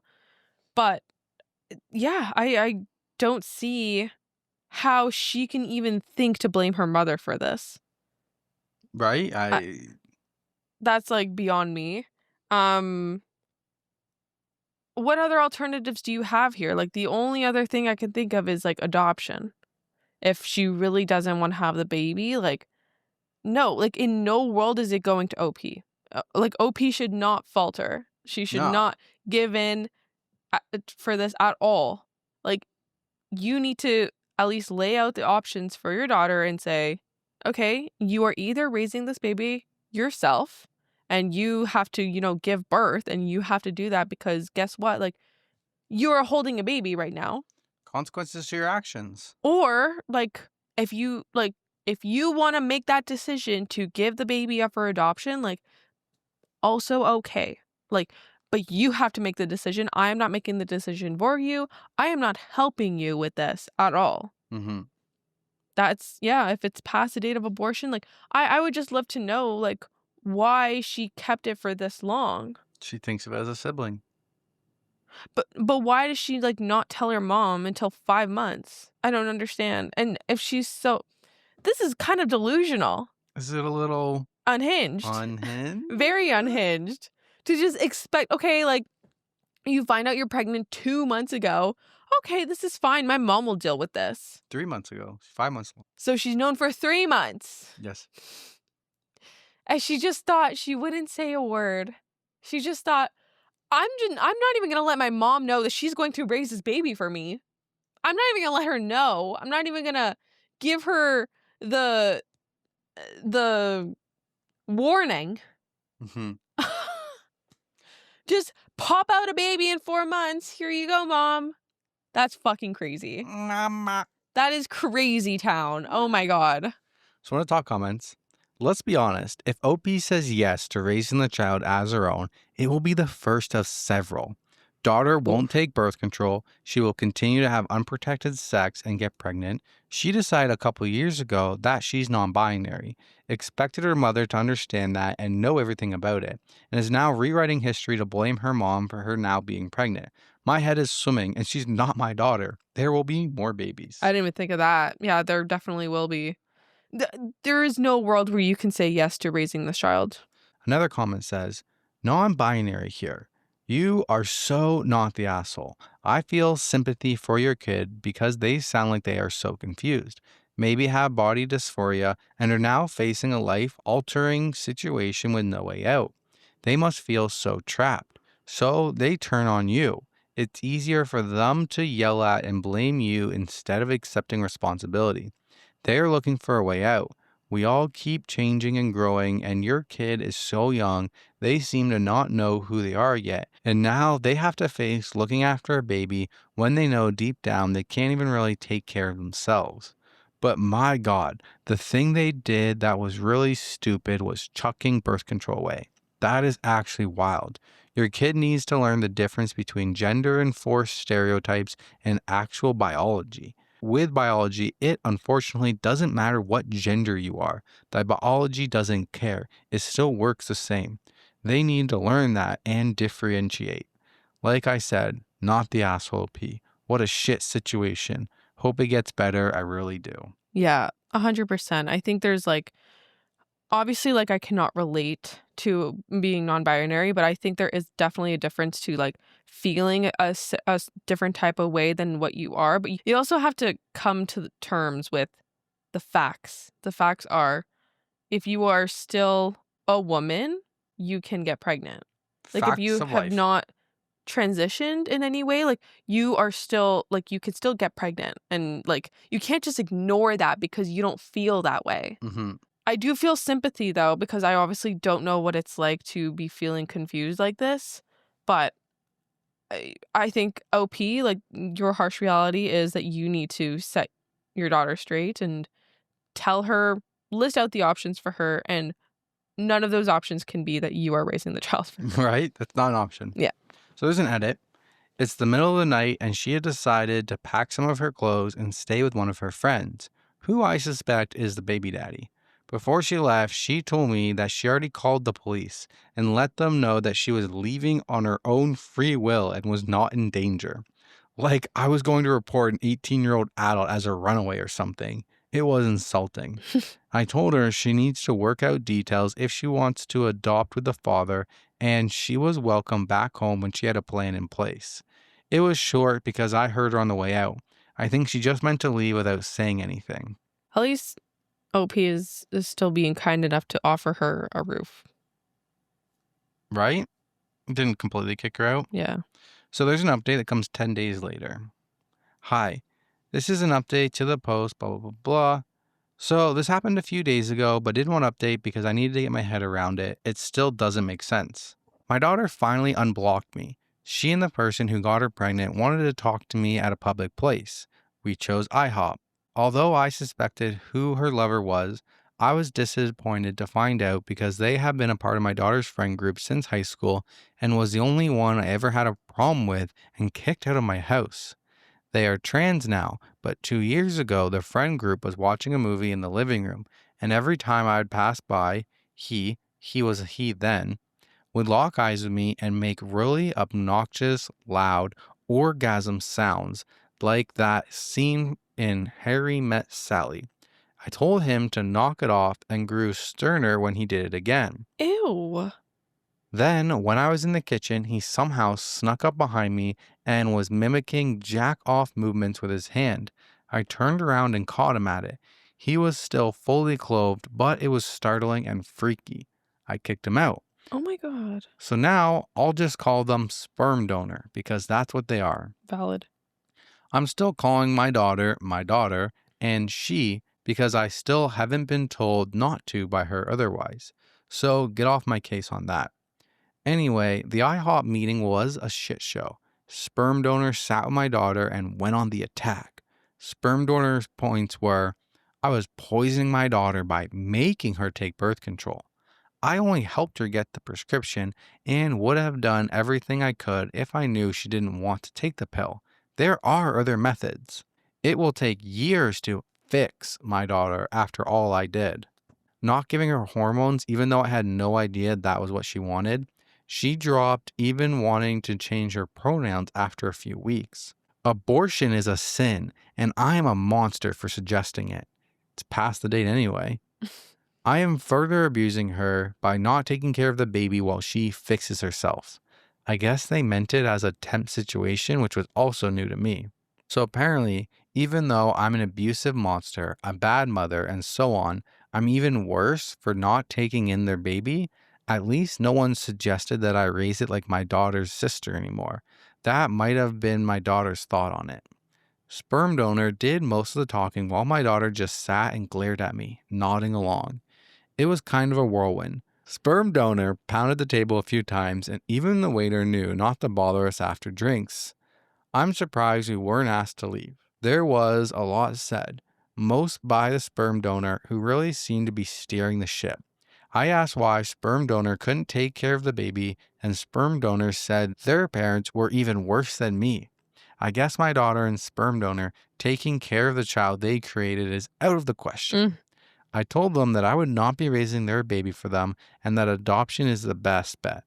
They said that if I don't agree to raise it, they'll make sure I never see the baby ever. Okay. I won't raise their child for them, so that's that, I guess. I feel so many flavors of worried and angry, then worried all over again. I've been around the block, and it's never a great sign when the person you're with makes an enemy of your family. That's what sperm donor has done by painting me as an abuser and failed mother who also won't take in their baby.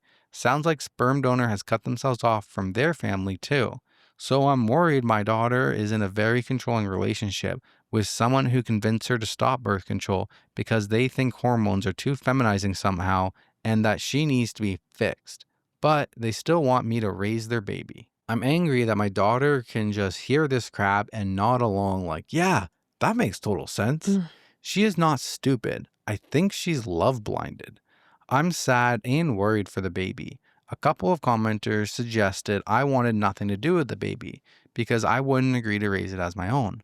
No, in a perfect world, I would want a normal grandmotherly relationship or at least know that the child is safe and has been adopted into a loving family. I don't care what my daughter does with her gender or her body as long as she doesn't hurt herself. I want her to be in a happy relationship with someone who values her for who she is. Sperm donor kept using the word fix, which I see as another terrible sign. It's bad all around. My house is empty. It feels like my adult daughter has run off to join up with some weird church/cult thing who tells her that up is down. That not using birth control and not getting an abortion and then expecting others to take care of the child is all A-okay. Oh, and that she's a problem and needs to be, quote, fixed.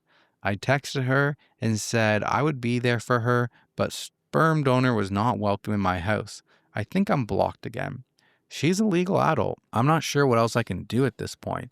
In my low points, part of me thinks maybe I should agree to take the baby and then immediately make sure it's adopted into a loving home. But I get the feeling that sperm donor won't make that easy. And right now, my daughter does what he says. Also, I'm not sure if that plan is even possible. Sounds Hollywood.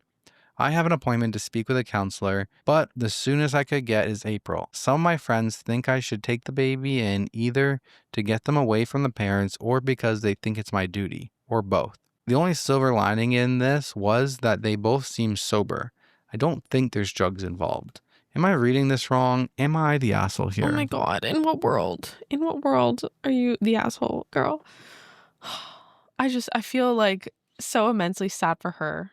This must, like, I could not imagine going through this. Like, this might be like Yeah, heartbreaking. heartbreaking, gut wrenching. Like, how do you sleep at night knowing that your daughter is literally throwing her life away? Like, just blindly following this crazy kid.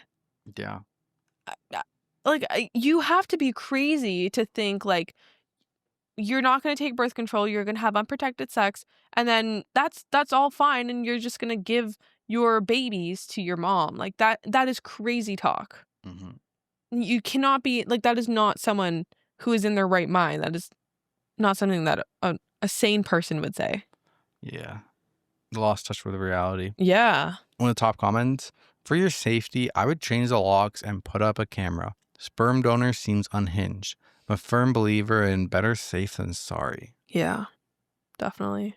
I would say though, I do kind of like the idea of, you know, because obviously you're not a monster. You don't not care about this baby. Mm-hmm. Like that baby is still gonna grow up to be an adult and, you know, like have its life and stuff. And you don't want them to be messed up. You don't want them to be born into a family where their parents like just Or nutcases? crazy. Yeah. So like maybe it could be a good thing if you like lie and agree that you will raise them, and then like what is the legality around that? Like, can you even do that? Like put the baby up for adoption if you are like legally taking on. Maybe it wouldn't hurt to like ask if that's possible before you agree. Yeah. Go talk to like people that work in the system and how Yeah. that happens. Did they mention if the daughter is okay with adoption? No, they said they're not. They're not. They want her to raise it. That's so fucking crazy. So OP leaves an update in a comment. I have not seen or heard from my daughter since the last meeting, and I believe she has changed her phone number. Our community isn't a large one, and I have heard through the grapevine she is staying with the sperm donor in one of the homeless camps out in the woods. Ooh. This is a haven for drugs and sex trafficking. This is a further concern. From what I've heard, she is pregnant. Myself and a few friends and family members have driven through the camp area a few times on the lookout for her. But it's very large and there aren't exactly marked roads. Also, recently other people have been shot at while walking their dogs around there. Jeez. Or riding ATVs. So every time we go, it's a risk. Oh my God. So that's it. I'm stuck hoping she's safe and under some kind of shelter. There are lots of plywood houses and broken down RVs out there, and waiting to hear news when she has the baby. Yes, CPS and local police are aware of my concerns. I'm worried the child will be born addicted to drugs because I don't know anyone who lives out there who is not a meth head. Thank you for your concern, all. I'm unsure of what to do when the baby is born. I might have to take in the baby after all just to make sure it doesn't live in that camp, and it may make me the asshole, but I'm not looking forward to the hard work and drama that comes with it. Damn, like I'm going back on my decision here. That I think like, yeah, for the well-being of the baby. At first, like I wasn't really thinking about the baby, honestly, like, and that's probably really wrong of me, but I was just thinking of like, okay, you can't let your daughter win. Like she has to learn consequences, and you taking in the baby will not help her learn that. But like if you're any normal human being that has a heart, you have to, I don't know, you also have to think about that baby because it's happening. Like she is not getting rid of the baby. So Yeah, you have to come to agreement with like, are you just gonna like stand by and like be left with this guilt of like knowing that you could do something to help, or like will you actually help? Yeah, I still don't think it's your responsibility. No, I agree. It's more of a question of your character. Yeah, morals, and, exactly. like, what would you You don't do? have to. Like you definitely are not obligated to, but like I just from what it sounds like she would be riddled with guilt. Right? Yeah. Okay, so the last post was February 17th, and the next update comes July 8th. Oh wow. Okay. I did contact sperm donor's parents, and they have all but disowned him after very much the same disturbing behavior I outlined earlier, only geared towards their younger siblings, so that sucks. All of this shook out a couple weeks ago, but I hesitated to post because of my own emotions and the fact that I know Reddit will be all over my ass for the deep anger, shame, and disappointment I have for my daughter. I came home from grocery shopping to find a strange, pregnant woman at my door. That woman used to be my daughter, but had changed so much she was like a stranger. She chatters constantly, so you can't get a word in. She has several small face tattoos, and forgive me for saying this, looks like she's aged 20 years. She has been living rough. She was angry I, quote, locked her out. I had changed the locks after she left, and basically expected to move back into her old room with no problem, like it was just another day from back in the winter when she lived here. Of course, I wasn't going to turn her away, so I guess in a way she was right. She was living in the homeless camp with the sperm donor, and I insisted she take a shower because it looked like she hadn't since leaving. She also stank bad. She had no shame about blocking my number or what she put me through by disappearing. All she wanted to talk about was the grand fate that she and sperm donor were building. They were building a community of new people, and she went on and on and on without mentioning the baby once. I don't know how anyone can stand them, but sperm donor has multiple partners, and my daughter is one of them and is perfectly happy being his broad mare. Mm. The broad mare is my verbiage. Hers is more royal. Frankly, based on what she overshared, sperm donor seems like a complete sex fiend. Finally, I broke in and asked, and she said she has been to the doctor regularly.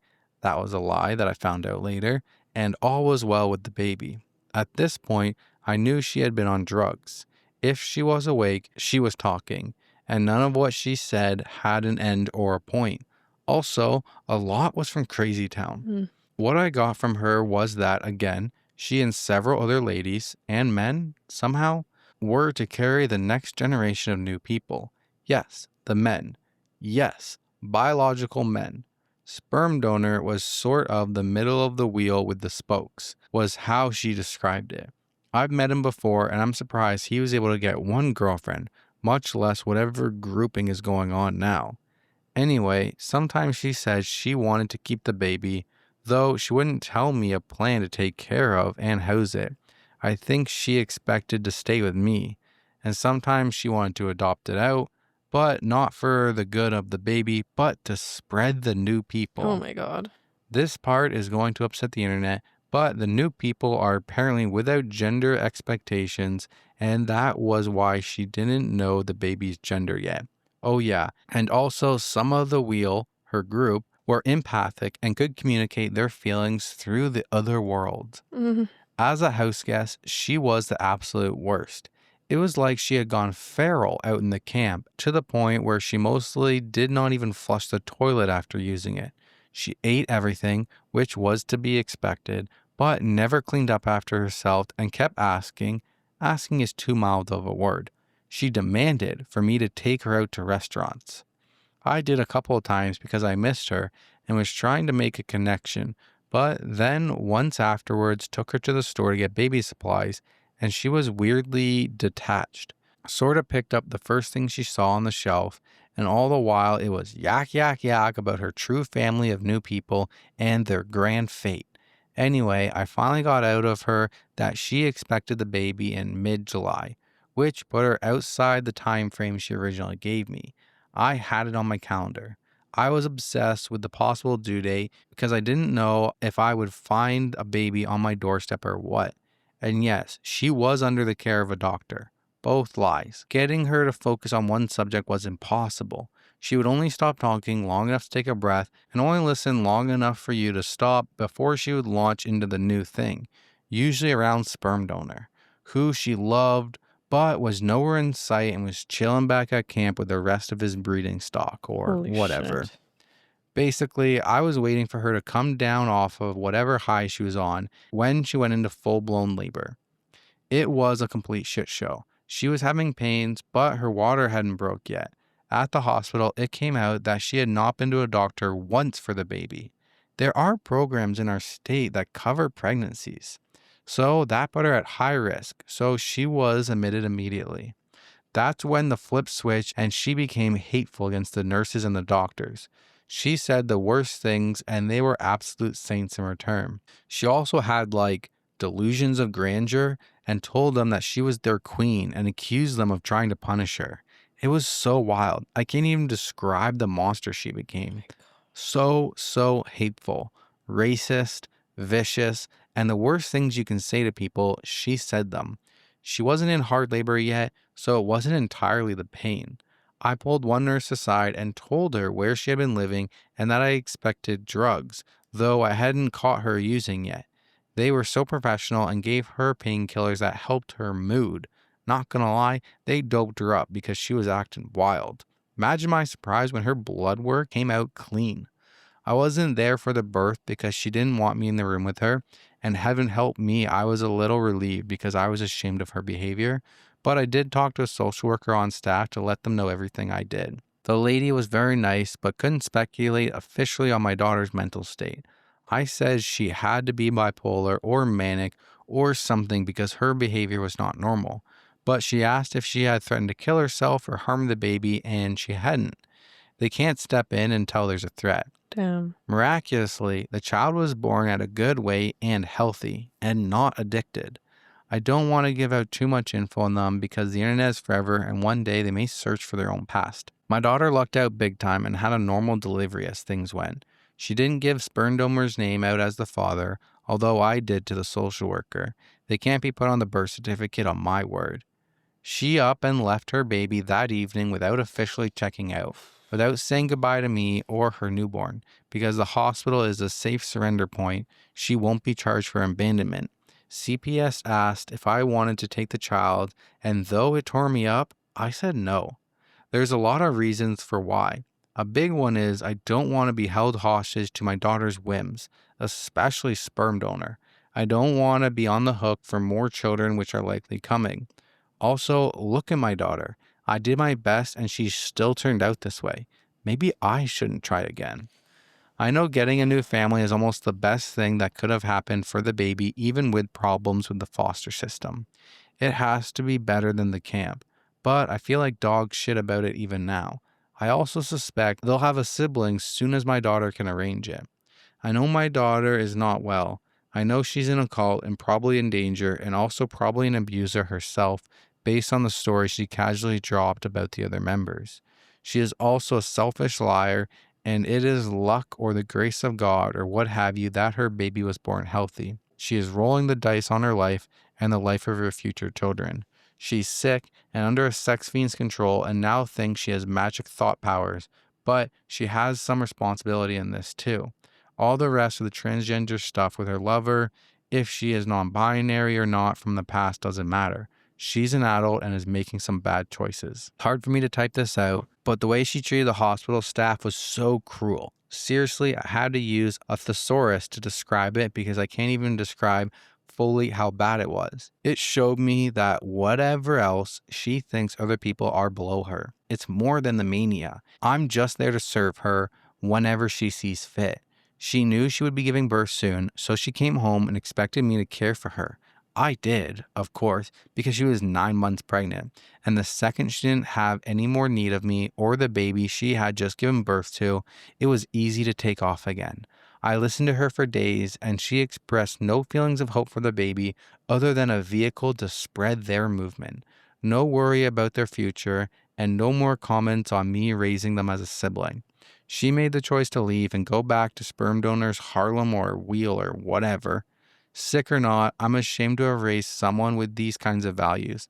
Mentally ill people aren't bad people, but she has gone beyond merely bad choices. I haven't totally written her off and she may come back to sanity, but since all indications are that I'm blocked again, I'm going to think long and hard about boundaries and possibly moving. I'm worried one day finding a bunch of culty weirdos on my porch. So that's it. I don't know what to do. It's not like I have the resources to pay someone to deprogram my daughter, and that sounds very Hollywood. I need a realistic goal. It's more than just a cult. She needs a checkup from the neck up, and I don't have the legal standing to do anything. At least the baby is safe. That's one bright spot. Thoughts are welcome, and forgive me any realistic suggestions, or just tell me if I'm way off base and I'm the asshole here. This has been one hell of a year and such a spiral. A year ago, I had somewhat of a slacker teenager under my roof. Now all of this. That was a roller coaster. Oh my god. I think OP did the best she could. She sounds like a very realistic, sound person. Obviously it must be heartbreaking to see your daughter like this, but like you said, like there is nothing you can do. Like she is an adult, she can make her own decisions. I'm glad, she didn't take that baby and raise it as her own, but it still seems like a happy ending for the baby because they will be put into hopefully a loving home. Hopefully. I'm confused. They said that her blood was clean. Does that mean like she wasn't using drugs? Yeah. Like at all? Yeah. What does that measure? Like what time frame? Like ever? Well, within like a few days? Maybe weeks or something. I don't know how long it takes to stay in your bloodstream. Okay. So I would say like probably like 2 weeks. So maybe she was like never using. Possibly. And this is just like culty craziness. a mental illness, maybe. Like,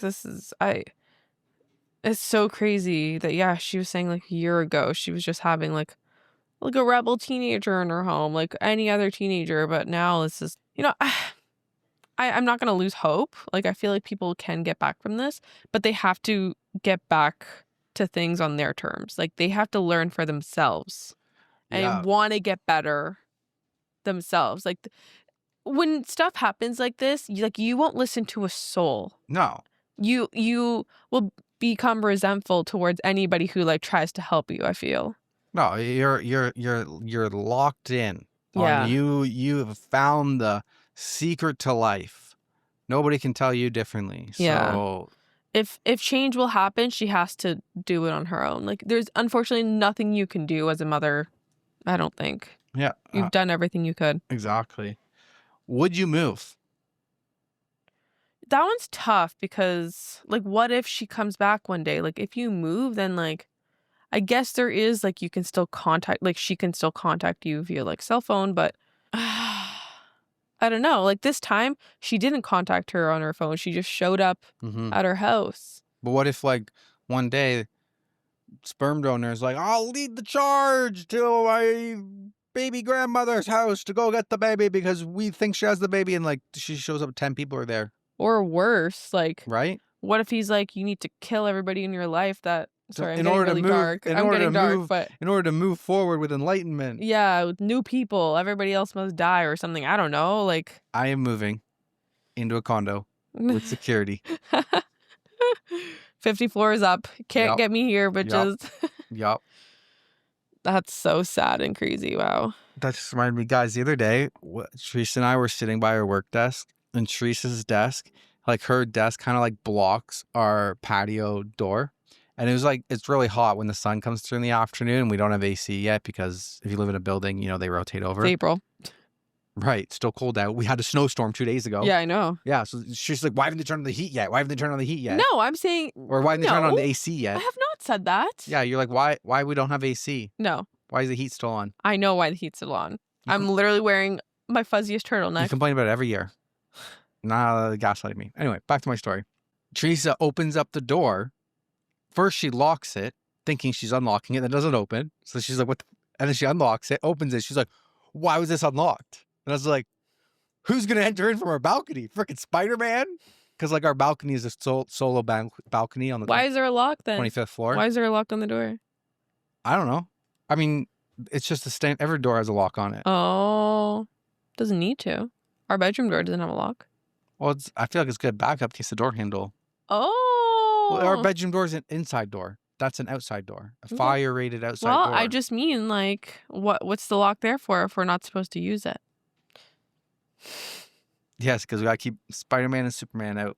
What if someone is like...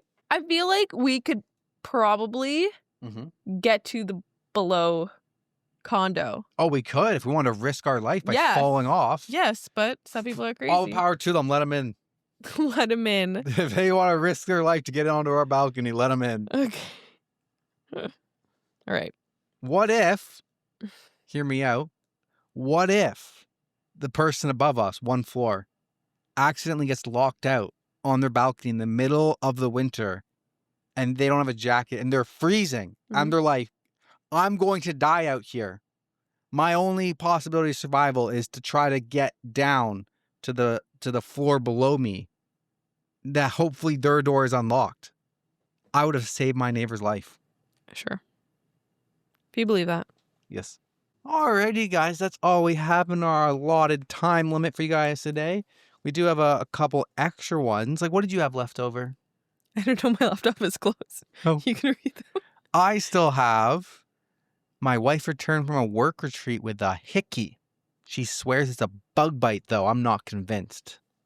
And I also have, am I the asshole for telling my husband his mom can't live with us for months at a time? Trish would love that one. And I overheard my sister confess her love for my fiance. How do I confront her? Whoa. We got those. Those will be on Patreon. Plus mine. Oh, yes. You Plus don't need to read them. Teresa's. It's okay. Am I the asshole for not accepting an apology gift that seemed racist? Am I the asshole for refusing to sleep on the couch What do I say to my boyfriend who doesn't seem to realize he's just broken up with me? Oh, that was a good one. Ugh. We'll have to save that for Patreon. So once again, Patreon bonus episodes every Friday. We also, if you just want a little bit of support on Patreon, there's also an option just for early access to the Spotify album, if you'd like. YouTube memberships also get you early access to the YouTube videos. Hope you guys enjoyed the cat cam on this video for 30 seconds at the Literally, beginning of the episode. I haven't seen a 30 single cat seconds. since. Had this whole cat cam set up with no cats. Speaking of that, let's get into Q&A. All right. Q&A. Is there a cat question? Yes. Is that what you said? Comment section. Thanks.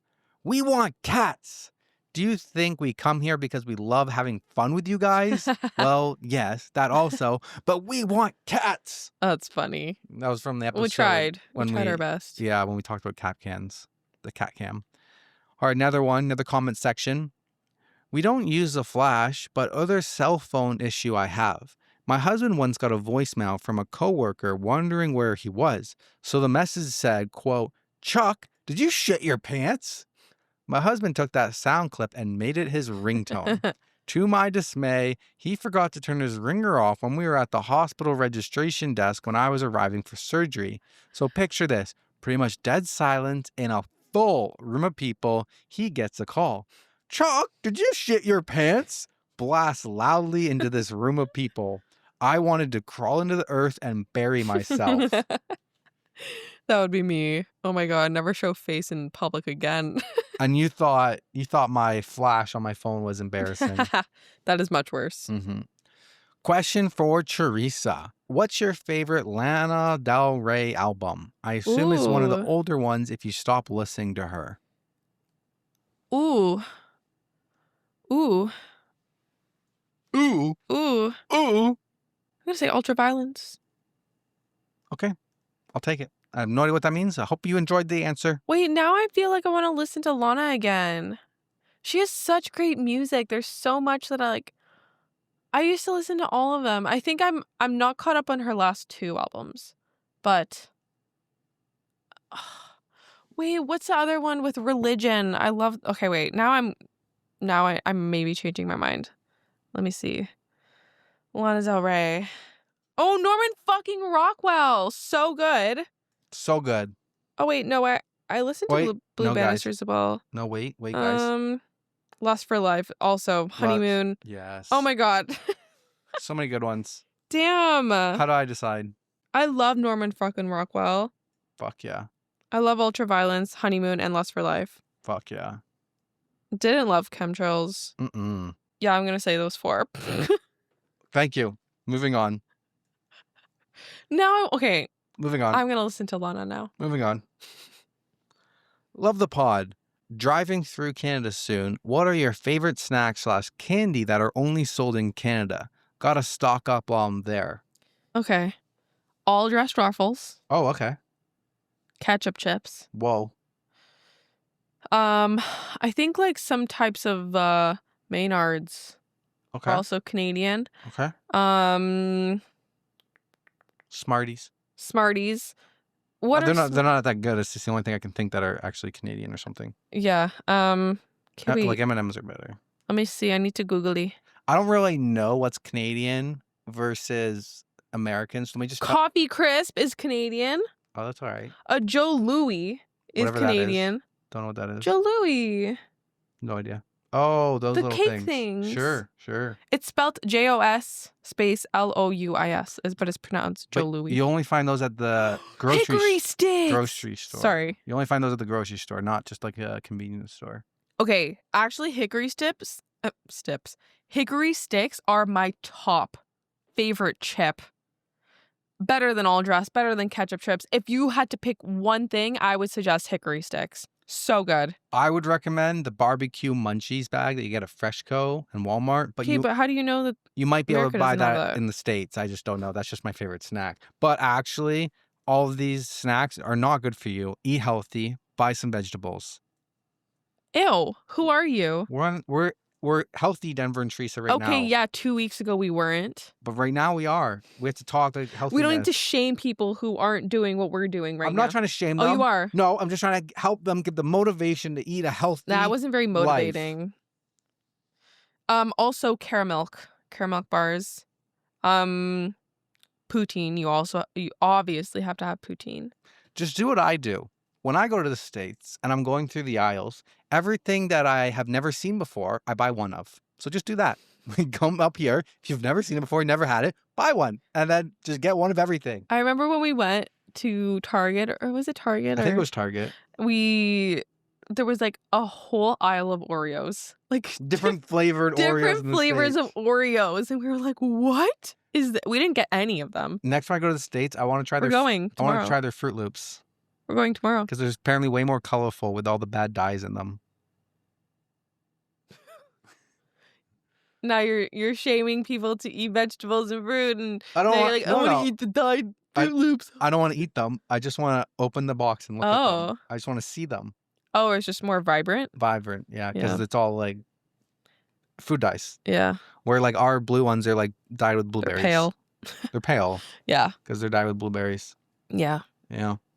We are actually going to New York for the next few days. Not for like a fun trip, but for a family memorial service. Celebration of life, yeah. Yeah.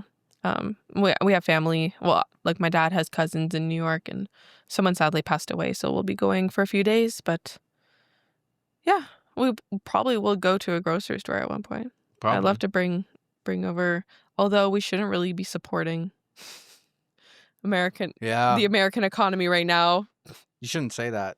Why? The majority of our viewers are Americans. They're gonna No, I know, but I think majority also they're gonna be agree like, you're not supporting with us. You're not supporting us. No. Okay. I think we have reasonable listeners who agree. Trade wars going on right now.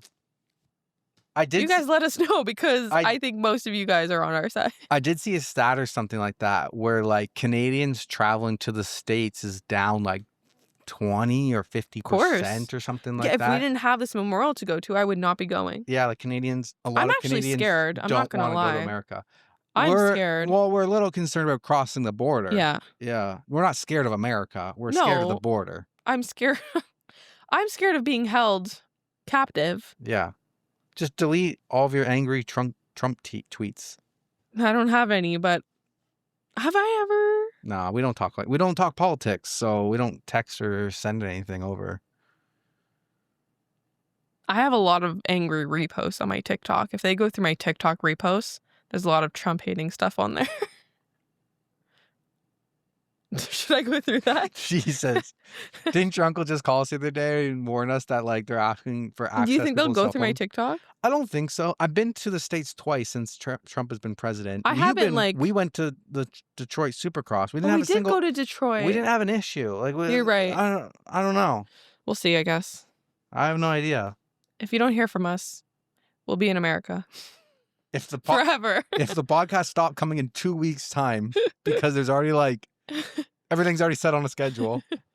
Actually, if you don't, you wouldn't. No, this would be the last episode. No, they wouldn't even hear this episode. Like this wouldn't even been edited yet. If you hear this episode, we're okay. If you heard, we're back. If you hear this, we made it through. If you're listening to this, we've already been to New York and come home. Okay. Any other life updates? Wedding is coming up. Wedding's coming up. Yeah. Yeah. All my friends bailed on me. Not yet. 2 out of 3. 2 out of 3 friends bailed on me. Yay. So happy. I think my friend probably won't come either, but I haven't found I don't have confirmation on that yet. It's okay. The wedding's for us. Yeah. I've started writing my vows. I don't know if you know this. Oh, that's good. I didn't tell you. I was thinking of some. I just haven't put them down to paper yet. The other day when I came to sit in the den, actually. That's what you were doing. Lying, liar, pants on fire. I was on a roll. I came around. I'm like, where'd Teresa go? I'm like, she just comes into the den and then she's not reading a book. I was like, every time I was just on my phone. Like, I was on TikTok. I'm like, why? Yeah. Nice. Yeah, it's coming up. The other, I went to Madison's house on yesterday, and I bought Andrew these like little dirt bike stickies from Amazon. They're like $10, and they're like little cutouts, and you put them on the wall, they're like stickers. And I was like trying to put them on the wall, but she was like home. Sometimes they like leave. They go to the gym. They like leave me alone with Andrew. And I was like, okay, I'll be able to get it done then. She's hanging out with me the whole time. So I was like, hey, I need to go take a phone call. So I go like take it. I go upstairs into Andrew's room, and I started putting the stickies up, and then she's like, oh, where are you? And I had to like duck, hide them, come out, faking phone call. She's like, oh, okay, you're in there. I was like, yeah, privacy. She's like, okay. Then I spent like 15 minutes putting these things up on the wall, and she's just outside the room in the playroom. I can hear her playing with Andrew the entire time. I'm trying to be quiet, make like ruffles and like the pteroplast is like, grr. I'm like trying to be like silent and stuff. And then when I finally come out, she didn't suspect a thing. I started playing with Andrew, and then she had to go into Andrew's room to get change of clothes for him before I went to Bulk Barn. She turns around. She's like, whoa. I was like, do you like them? She's like, not really, but I like your enthusiasm. So they can stay up until I paint. I was like, I'll take it. I love it. I wish I was there to see the reaction. You get so much Andrew time. You go every week now, and I barely get to see him anymore. Thanks to you guys. Because you guys smash the like button, because you guys listen and comment, I'm able to get lots of Andrew time. So thank you for all your support. Appreciate that so much. Yeah. Other than that, what do we have? That's all. You got an RV update? Truck update? Not really. Well, the RV. We just filmed 2 days ago. We don't have an update. True. Truck update. We're like this close. Monday, I plan to put put the deposit on an incoming truck. And that's it. I have to get a new license, and then that's it. Yeah. All right. It's happening. Time to eat. All right. I don't know what we're eating, but Teresa's always hungry once we finish an episode. No, I'm going out to dinner with your sisters tonight. You don't want an afternoon snack? I'm actually not. I'm going to go shower and Sounds good. And fast. Cool. Until dinner time. Cool. Alrighty. Thanks, everyone. Appreciate it, and we'll see you next week. Bye. Roar! Roar! Roar. Oh, there she goes. Not even for one. I hope she plops right there.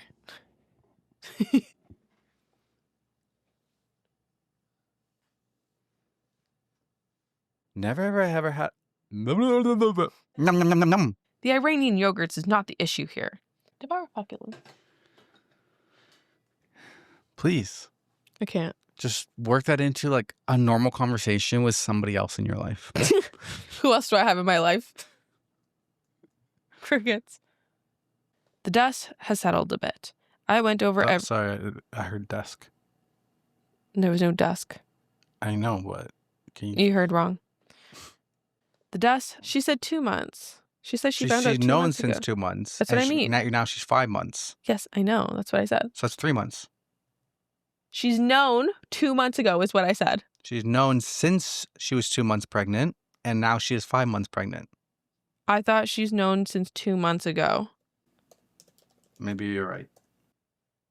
She was pregnant since about 2 months. She's known she was pregnant since about 2 months. Oh, at 2 months. Okay, so I was right. Okay, you were right. Sorry. Love some good old IHOP.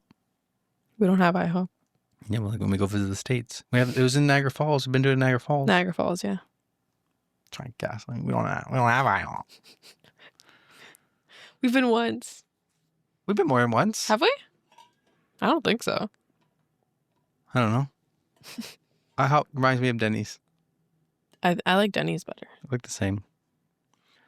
Sperm daughter pounded the table a few times. Donor. Sperm daughter. Sperm daughter pound. Again. My bad. Bye. Bye.